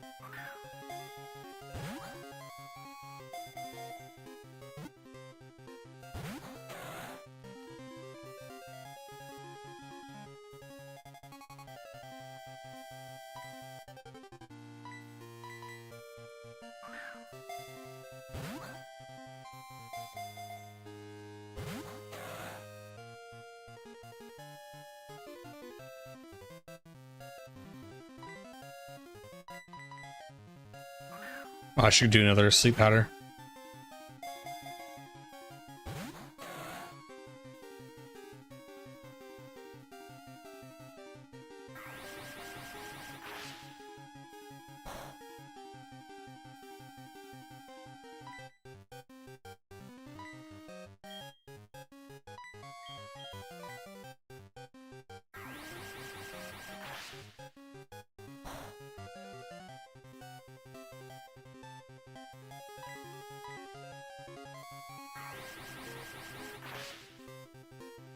What's up, Vegeta? Yeah, something's never changed, right? Yeah, I'm having a blast.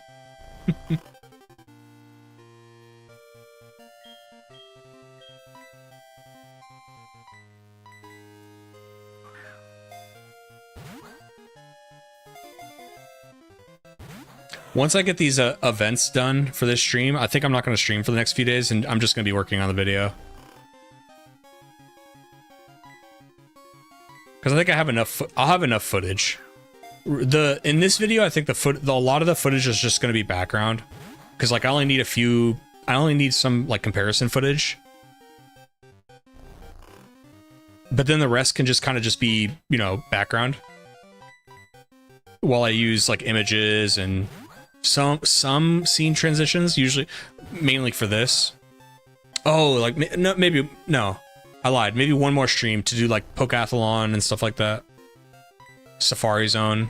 Today I just want to do like the Wi-Fi events.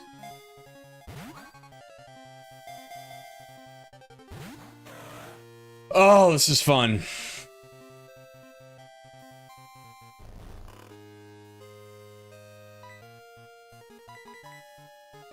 I don't really need to catch it. Like, I don't...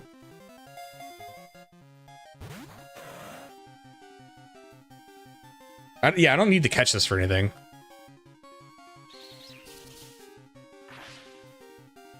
I agree, Vegeta. That's how I did it. Obviously. As you were probably aware. I totally agree. And even the thing that took longest about doing the fan-ran Wi-Fi events is because I misunderstood which ones were distributed on Heart Gold, Soul Silver, and which ones were distributed on Platinum. I wasted a little bit of time until Vass figured it out for me. But it was, I mean, from there it was easy.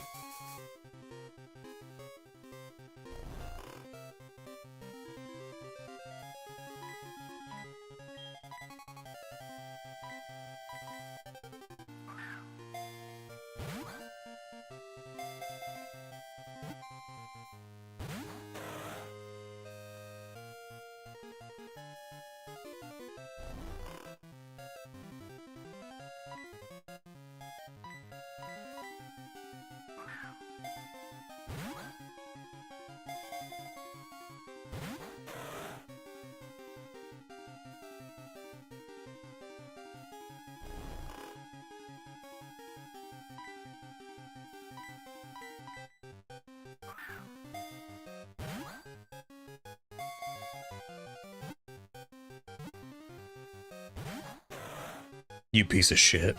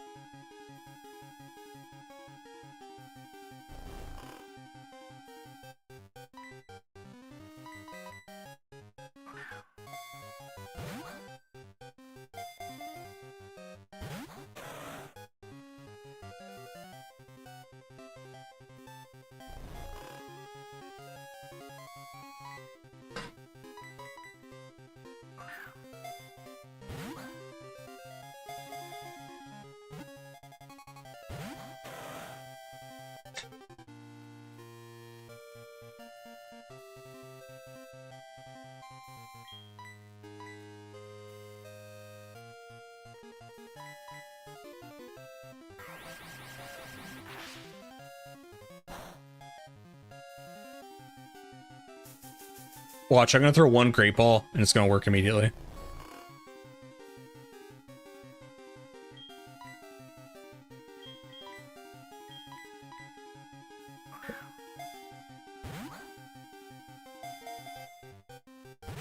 Dang it.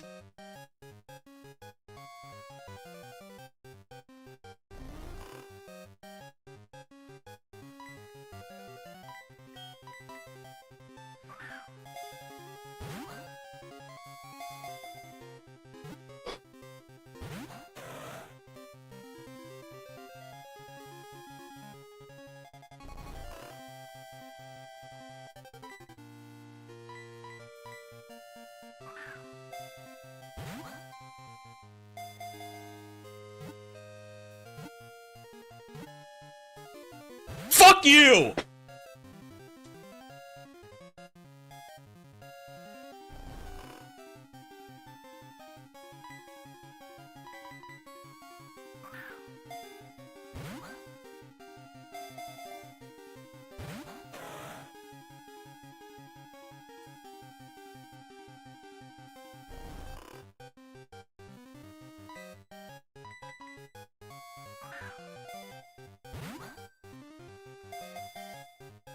That's why it pissed me off, ass.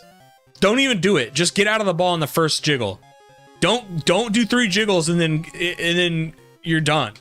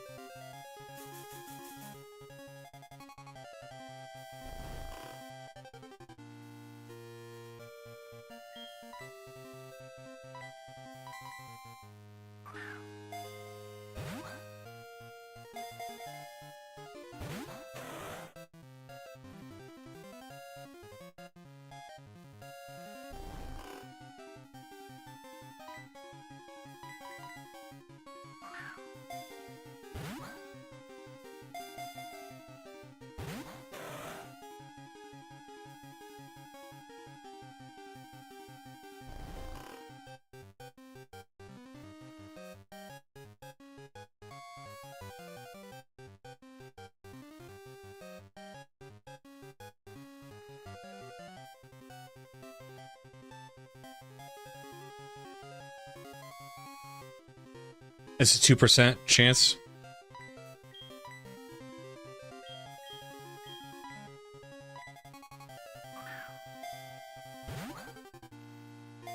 I've been browsing their store on AliExpress for, well, at least here's the thing, boys and girl. Last one. Get in or we're leaving you. You want to be part of the team, Latius?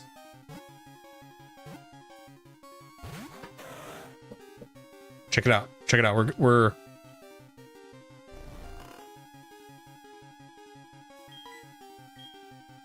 if only I could escape, Latius.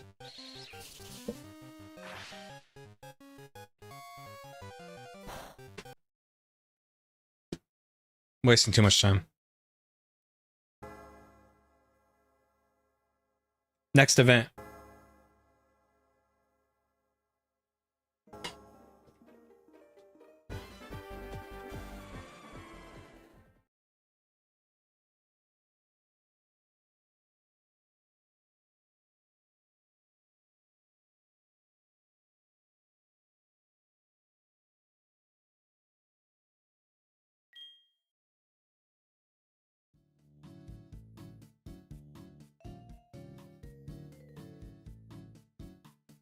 Okay, so what do we need for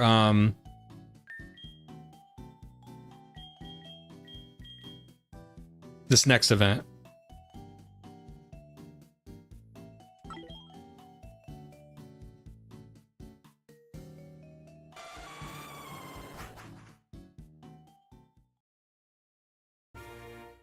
Latius didn't want to be on the team. Don't feel bad for Latius. Feel bad for me.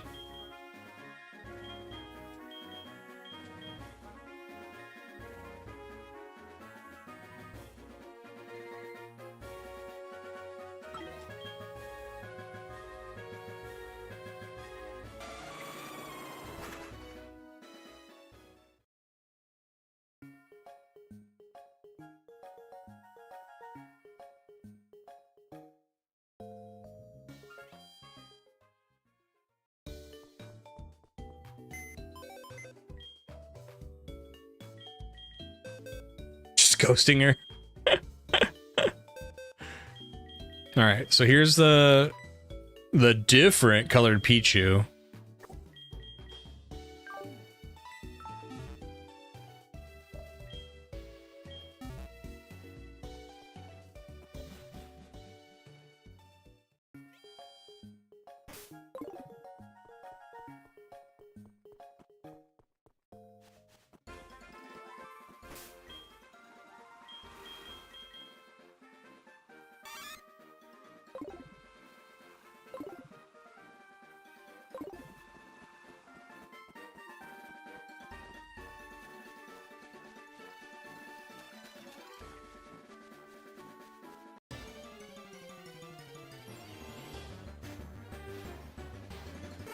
Yeah, Pikachu colored Pichu.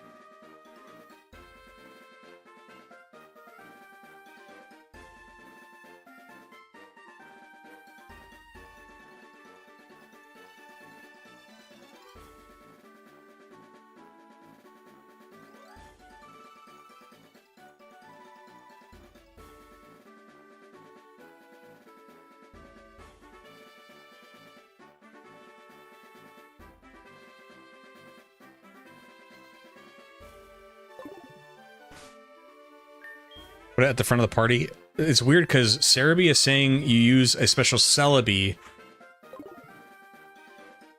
that was given out as an event. It's a Celebi that I did get, so now I'm wondering what this Pichu is even. What level is this Pichu?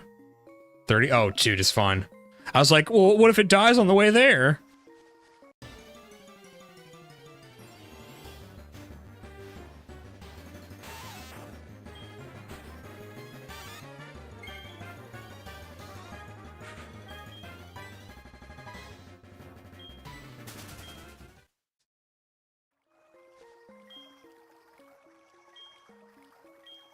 We're cutting.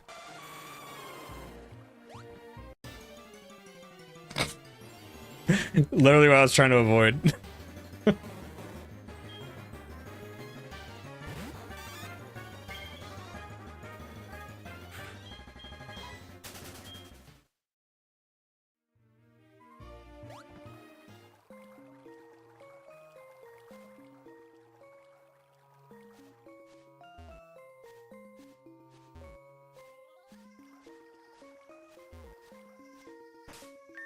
Why you always stock repels? I think... Do I have any?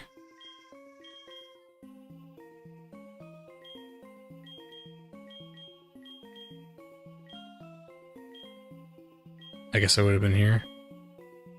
Medicine pocket. Item pocket. Oh.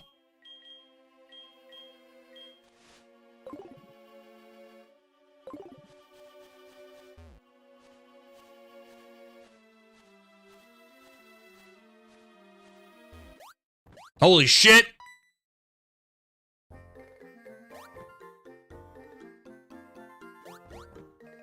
It's a Pichu! One of its ears is spiky.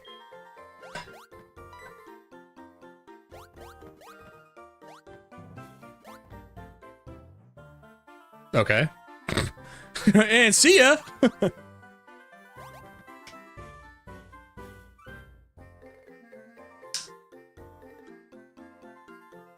Hey, you should not tamper with that shrine. People are said to disappear. Kids and Pokemon sometimes disappear around this shrine. It is believed that a Pokemon which wanders across time does that. It is truly a strange thing. Well, well, this must be the Pichu that has lived in the forest for some time. When I saw it the first time, it looked lonely. It was full of energy today. I see, it seems these are old friends. Finally, they meet again after a long time.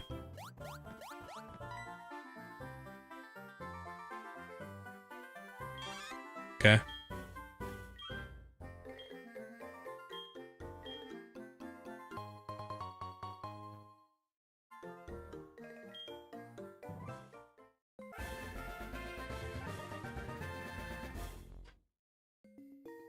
How are children's disappearances near the shrine not a massive problem for the locals, right? Okay, so now what?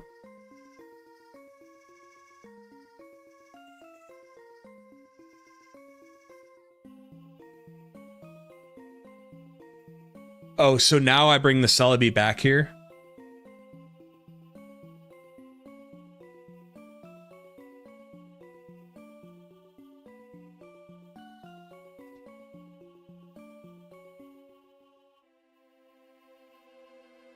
Celebi time? Okay, let's do it.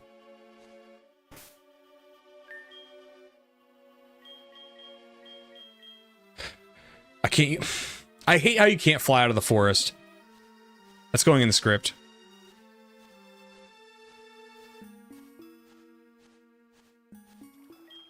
Why come I can't fly out of the forest?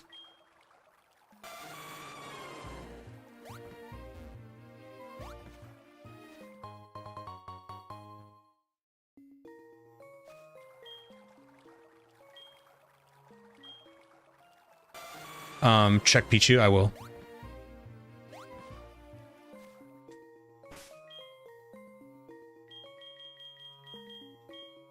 Zap plate.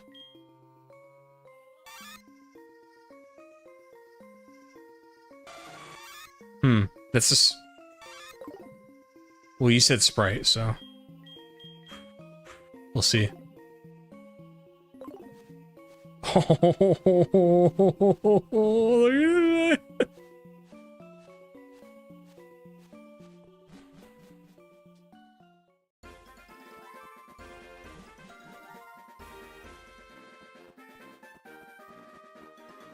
yeah, Celebi does have allegation against his name with that kind of behavior. What are you doing with those kids?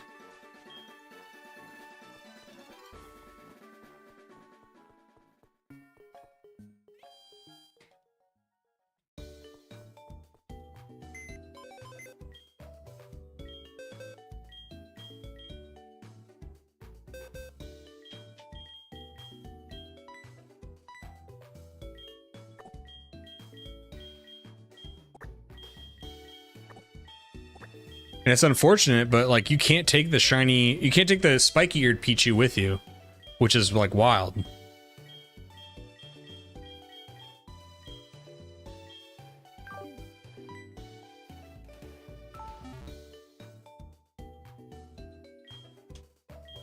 Do I have to battle the Celebi? Wait, did I pick up Celebi? No, Celebi's with me.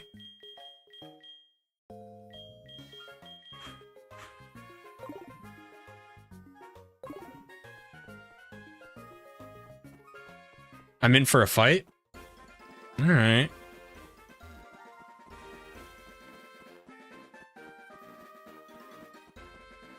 Alright, you guys want to fight? Alright.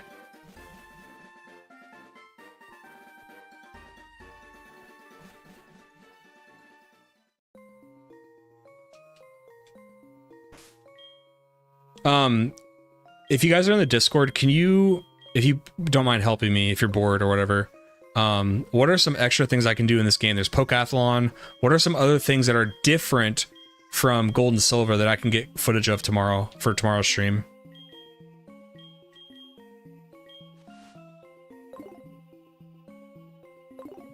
Is that a Celebi? What did I miss? Yes, this is an event Celebi. We use the fan servers to get the old events working again. So this is a Celebi that was given out back in the day. It's a legit event. Because like you're going to see a cutscene here.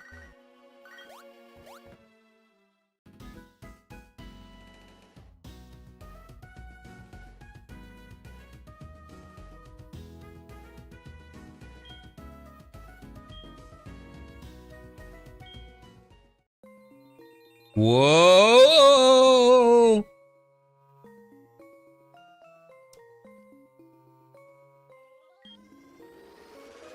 Oh my god!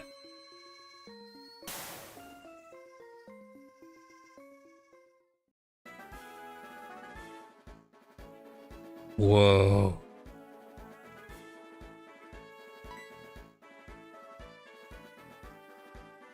Where are we?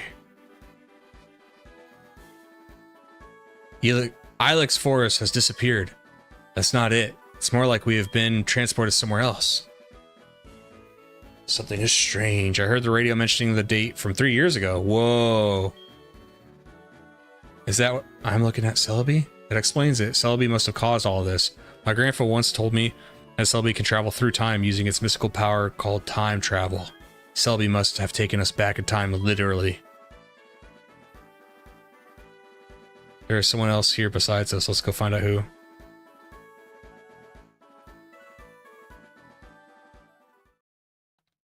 You told me you were the #1 in the world. Are you gonna quit? What are you gonna do now? One must acknowledge one's defeat before he can move on. I will go solo for now, so that one day I will form a stronger organization. What aspect of you was #1? Gathering so many only to be defeated by a mere child. That's a covering up of a plot hole. It's good. Putting together the potential of many is how you produce a huge power. That's what an organization is. That's the strength of an organization. I failed to make the best use of my subordinates' potential, but you shall witness one day the revival of me and my Team Rocket. I don't understand you. You don't make any sense. One day, you'll understand. I don't want to understand you. I will never become someone like you. A coward when you're alone and acting like a tyrant when you're in front of other cowards. I will become strong. I'll become a stronger man all by myself. All by myself!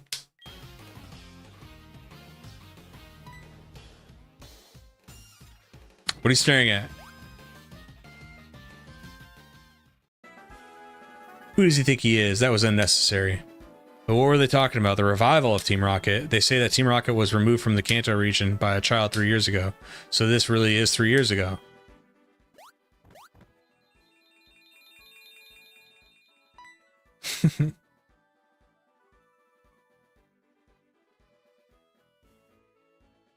Yeah, I think Stendhal, this was the first time it appeared. Because in the Gold and Silver, it's in the game, there is no like direct. All you know is that Silver hates Team Rocket, but everybody in the game hates Team Rocket. So it wasn't really understood then his connection to each other, and I think it was this game where they had that scene play out, and then later they made like, I forgot what Pokemon show it was, but like Evolutions or Generations or something. What's cool is you can come back to this cave and find this room and the radio is still there. I don't know why you've come here. Anyway, I have to warn you that this is not a place for kids like you.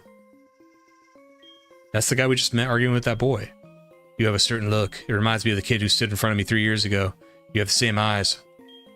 I'm on my way to Goldenrod City to answer the call to join my team. Are you going to get in my way? 3 years ago, Goldenrod City? Could this be that the radio was trying to reach? So now we're in a weird time paradox where you basically stopped him from ever showing up to take charge. Did you hear? The radio is saying something strange. Team Rocket has occupied the Goldenrod Tower. It can't be. You solved this case already. This is the radio tower. This is the radio tower. We are pleased to declare Team Rocket's revival. Giovanni, can you hear us? We have finally made it. My old associates need me. We will not repeat the failure of 3 years ago. Team Rocket will be born again and I will rule the world!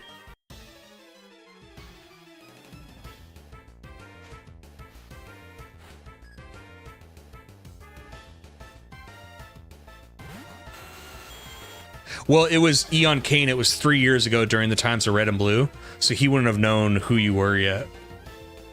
But I guess there's a plot hole because, and I guess you could have just been like somebody walking on the path that day.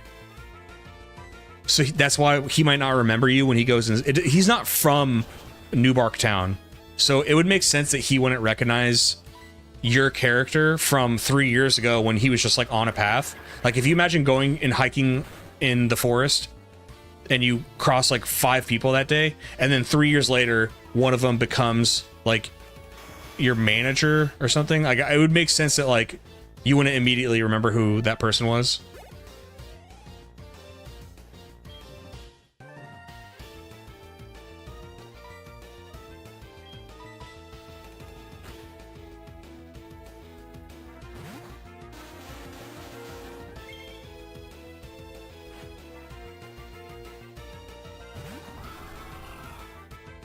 I will also say I don't know how you guys feel about this. I don't love the idea, because I'm sure this, okay, this may answer for some of you the question of what happened to Giovanni. Why didn't he answer the call?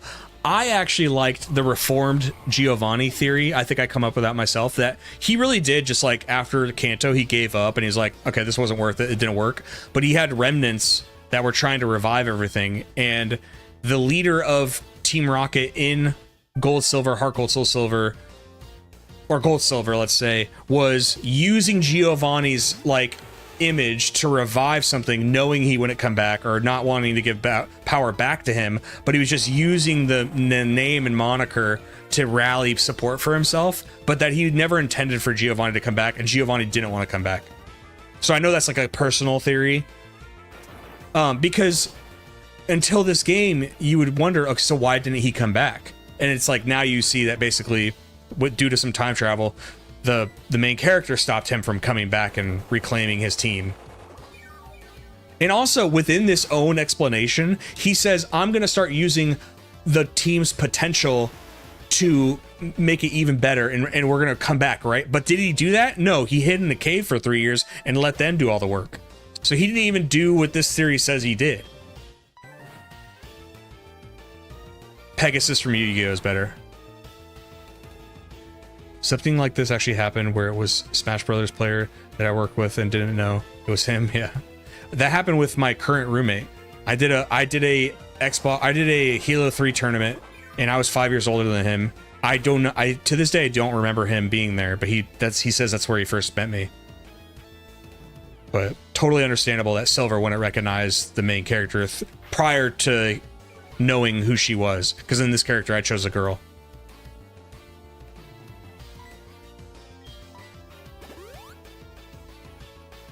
Red humbled him. Turns out the Gold Silver Crystal protagonist just humiliated him, it never returning. Kind of lame.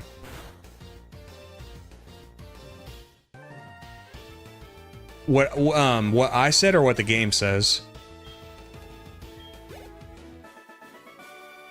Because I think I like the idea that he just like he gives up after Red beats him, because like, how do you recover from a child beating you and your entire organization? Well, he beat him like 3 times. He beat him at Selfco. He beat him at the basement of the casino. He beat him at the gym. The past 3 years have been a waste. How can a kid like you manage to destroy my dream once again? The precious dream of Team Rocket has become little more than an illusion.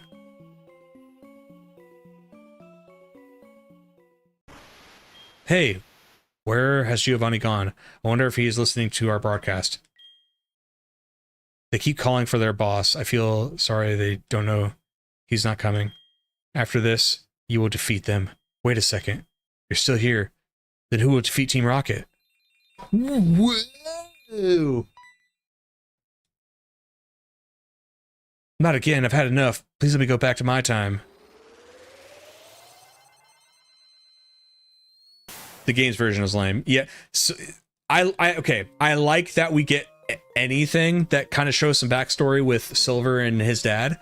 I like that. I just don't like the thing with Giovanni. Like in this own explanation, it says that he's gonna like, he's kind of says a cool line where he's gonna exploit his troops' potential even more, that he didn't do it the first time. So he recognizes he made a mistake, right?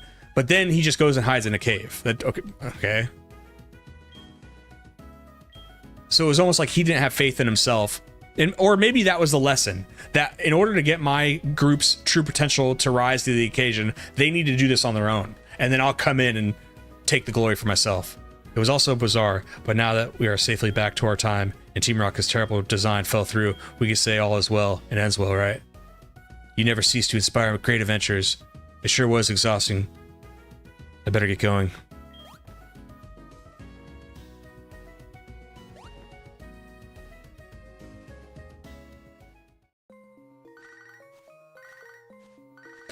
Wes, that's almost okay. I swear that used to be part of my original thought, was if anything, it would be cool if Giovanni showed up to say stop. Like, I already, you know, I've already gone down this road. It's not worth it. As a kid, I came up with that. Like in my head, I was like, well, why wouldn't he show up? You know what I mean? They took over a whole radio tower. That's how they communicated back in the day. back before the internet, radio was like everything. So it's almost like, yeah, why wouldn't he show up? Did he die? Is he... I always, for some reason, I gravitated toward this like hermit theory that he basically was like, okay, it didn't work out. I'm gonna become like a hermit and just like, I'm not involved in this life anymore. And I almost would have thought like, that's a cool story arc to go to where like, it's almost like American History X. Like he's one way, it was folly, and then he goes and tries to teach the remnants of that same way. Like, hey, not a good idea. You know what I mean?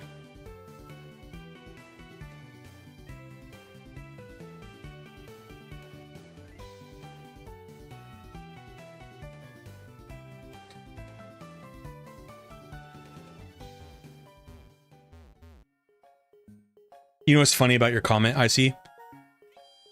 I agree with what you just said. And I also think that, you know, in speaking of Vegeta, I think Vegeta should have been the one to defeat Frieza when Frieza returned in that movie or the show. And then at the last second, Goku has to come in and do the Kamehameha. And I'm like, it's so much more fitting that Frieza would get the win there, considering what happened to like Planet Vegeta and everything.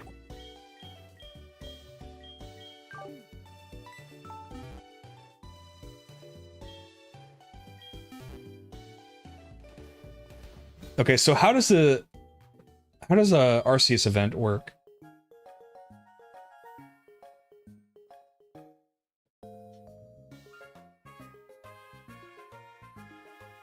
And is there any more events I'm not considering?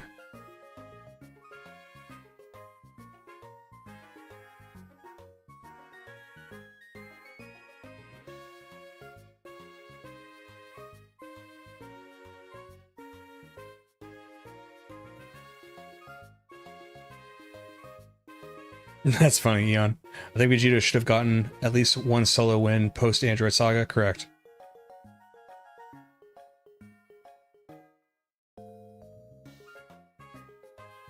Minus the Brawly movie. I haven't watched Super yet. I do get a lot of recommendations to watch Super, though. There's a guide you have to talk to outside, but then what do I get for it? She will explain that Arceus has the ability to create newborn Pokemon. Out of the 3 possibilities, you can have the option to get one. So, well, I mean, fucking Giratina's the coolest. Toriyama tried to make the other characters more relevant, but the fans and board were pushing him to keep the Goku as a savior. That is a whole other set of a discussion of how non-Goku characters were tossed aside. Yeah, and I think it's sad, because I think that the series was put up on a platter for Gohan to take over, and I thought that would have been really cool, because you still get to keep all the great things about Dragon Ball, but then you get to morph it. So, you know, Dragon Ball was about Kid Gohan. Dragon Ball Z is about adult Goku. Or sorry, not Kid Gohan.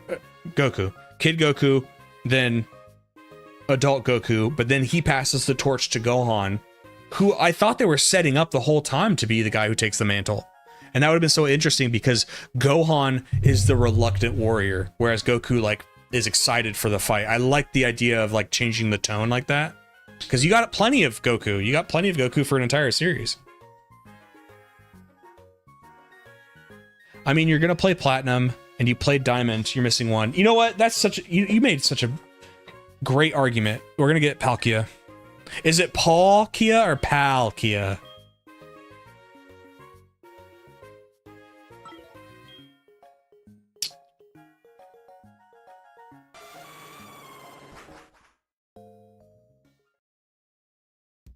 Gohan was supposed to be the main character, but Toriyama chickened out. Yeah, he shouldn't have.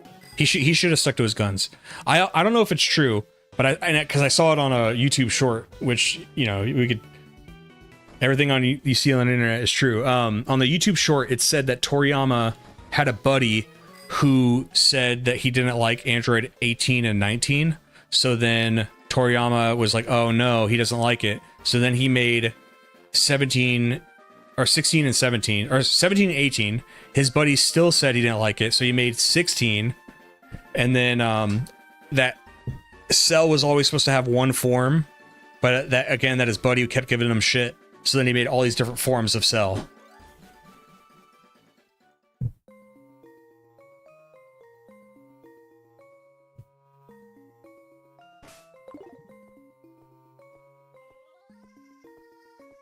Palkia because he's your pal. That's sweet. Where's the guide? I just remember this cutscene being absolutely insane. Ouch! Are you okay? I was in a hurry and sorry. Did I hurt you? No way. Could it be a Pokemon from Sinnoh? The one they call Arceus? Oh, could it be Arceus causing all of this? I cannot explain it any other way. Arceus may be the key to solving the mystery of the unknown in the ruins of Alph. Can you come to me with the ruins of Alph, please? You must. I am trembling with excitement. I think something is about to happen.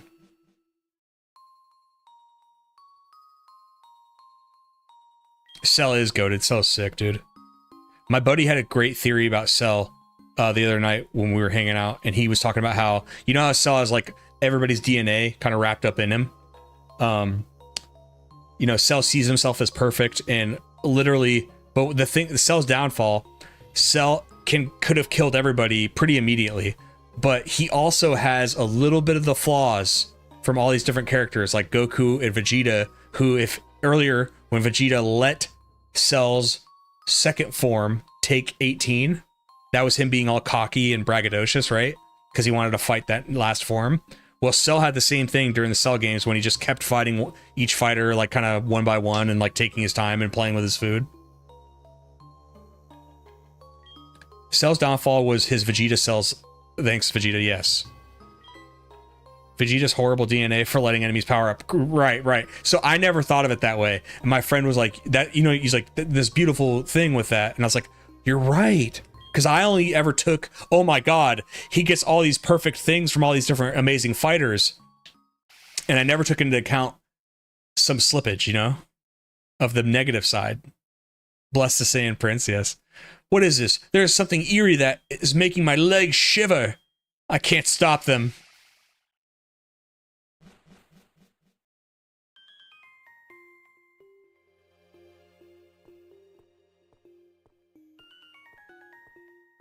Whoa.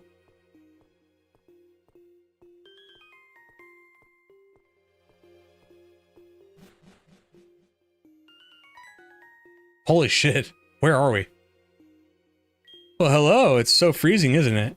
For a youngster like you to be interested in the Sinjo ruins is something we see every day. Take a look at them. From the design of the pillars at the Sinjo ruins, you can see that the cultures of Sinnoh, and Johto have blended. What was I thinking? We don't need to be standing here. Why don't you come out to the cabin around the corner for more discussion?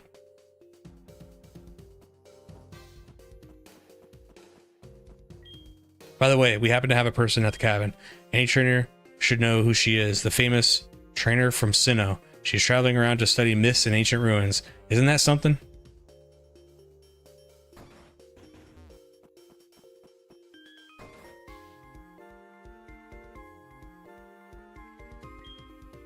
My name is Cynthia. I am a Pokemon trainer. The Sinjo ruins remind me of Sinnoh, where I come from. Initially, I thought it was because it snows a lot here as well. But that was not it. A long time ago, people came here from Sinnoh to live here. They must have built a temple here while longing for home. That's why we call these the Sinjo ruins. You are a Pokemon trainer? I can sense strong power coming from your Pokeball. I feel a familiar presence, the power of Dialga, Palkia. Or could it be Giratina? It's similar, but not quite the same. Can you come to the Sinjo ruins with me? Call it a trainer's intuition. When you and your Pokemon step onto their stage, something will happen.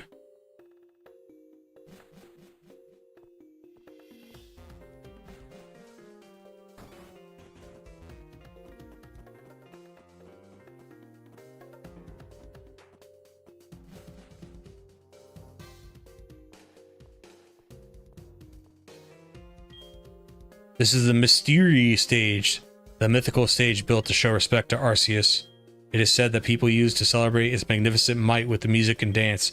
Some people in Johto still pass down this tradition.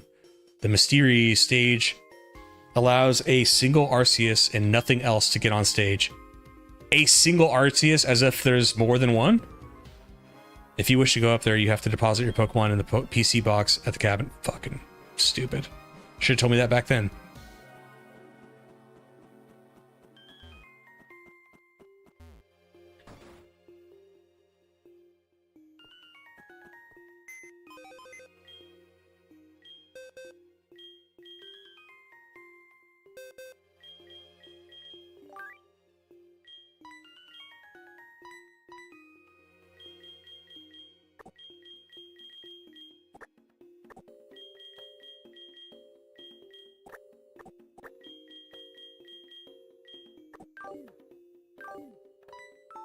Look where you are on the map.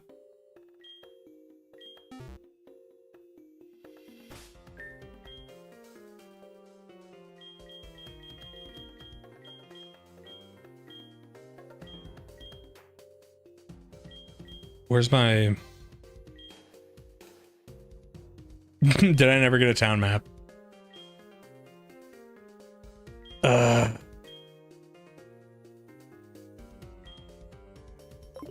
When you play these games so much, you don't even need it. You know what I mean? The Pokegear? Okay.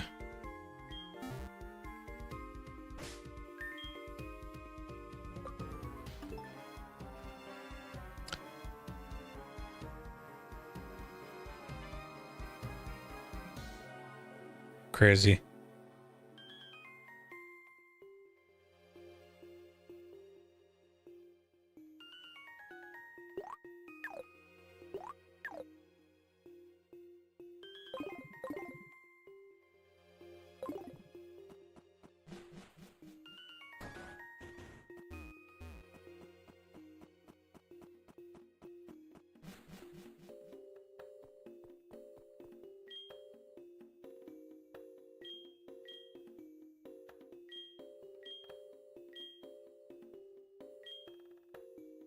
Time, space, and antimatter, or what combined we call the world, shall be born when Arceus stands on the mystery stage. This is where one might say the lead enters the mystery stage at last. All my study of ruins of in Pokemon mythology and Sinnoh may have been to bring you up on this stage here today. Well, that's kind of a cool, like, encapsulation of all the stories. Depicted on the mystery stage are the Pokemon that shaped this world. The circle in the middle is Arceus, the origin of it all. This is the pattern that represents Palkia, the master of space and dimensions. This is the pattern that represents Dialga, the guardian of time. This is the pattern that represents Giratina, the ruler of the world that is on the opposite side of ours, the world of the antimatter. Arceus has accepted you as a trainer. Having shaped the world is said to show you a glimpse of the true power. The power of possibly making life appear out of nothing. What? It seems that something will happen when you choose one of the circles. You'll want to be well prepared.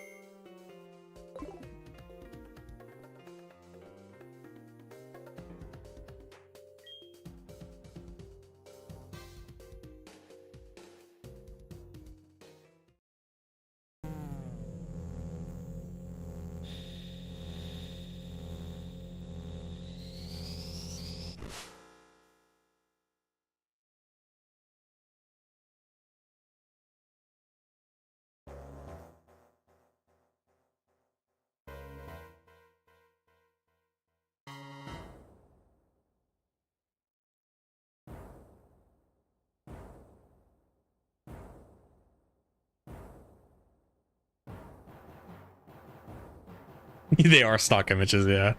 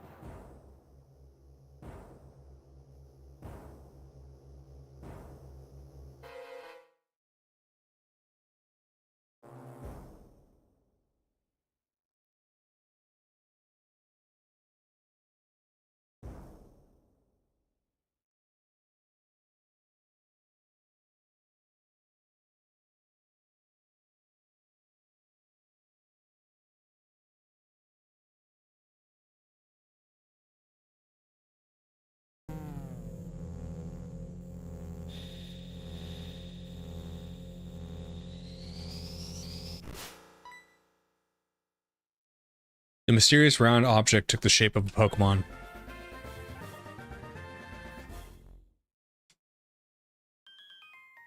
Would you like to give Palkia a name?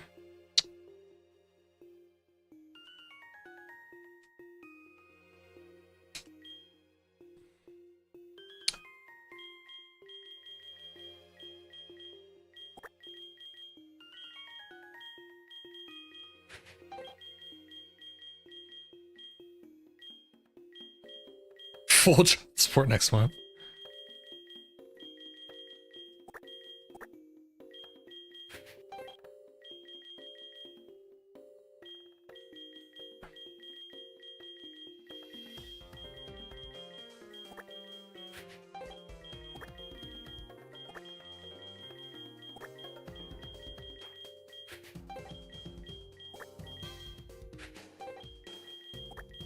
Ice Cane Wes in honor of you guys. Look how perfectly that fit.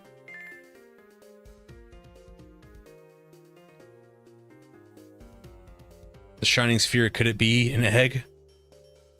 Did we just witness the very important an egg was brought into this world? That is a big moment. A moment no one has ever seen. Right.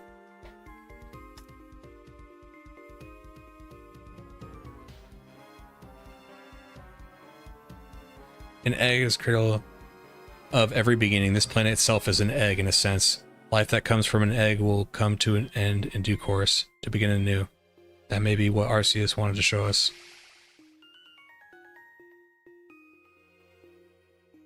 That was... We seem to be surrounded that strong power again.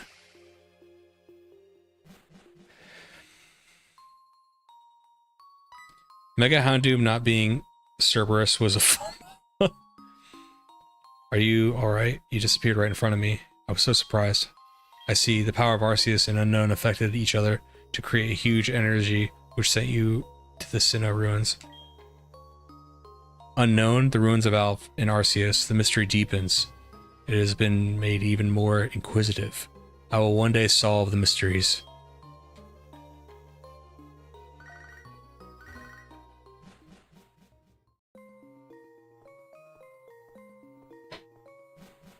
Okay, so I think we're good on events, right? There's no other events I can do.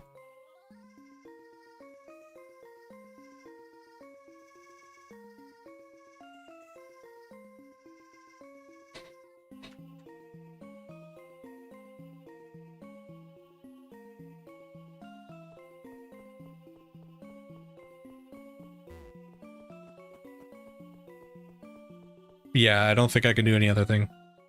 Well, I'm pretty tired, and I want to use the rest of the daylight to go outside, so...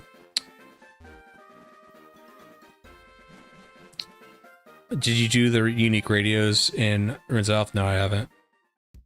Gotta catch Latias now, and name it Vass, because she's a big part of all the events being accessible. I will tomorrow, how about that? I already got the footage for it, so we'll catch it tomorrow, but we'll call it here today. And then tomorrow... if you guys can think of anything, go on the Discord and say, hey, you should get footage for this.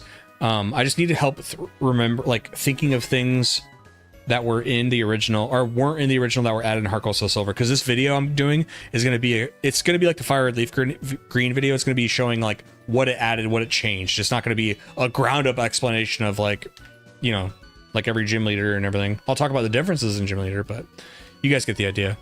So if you think of any of that stuff, just put it in the Discord. But, all right, guys, thanks for watching, and I'll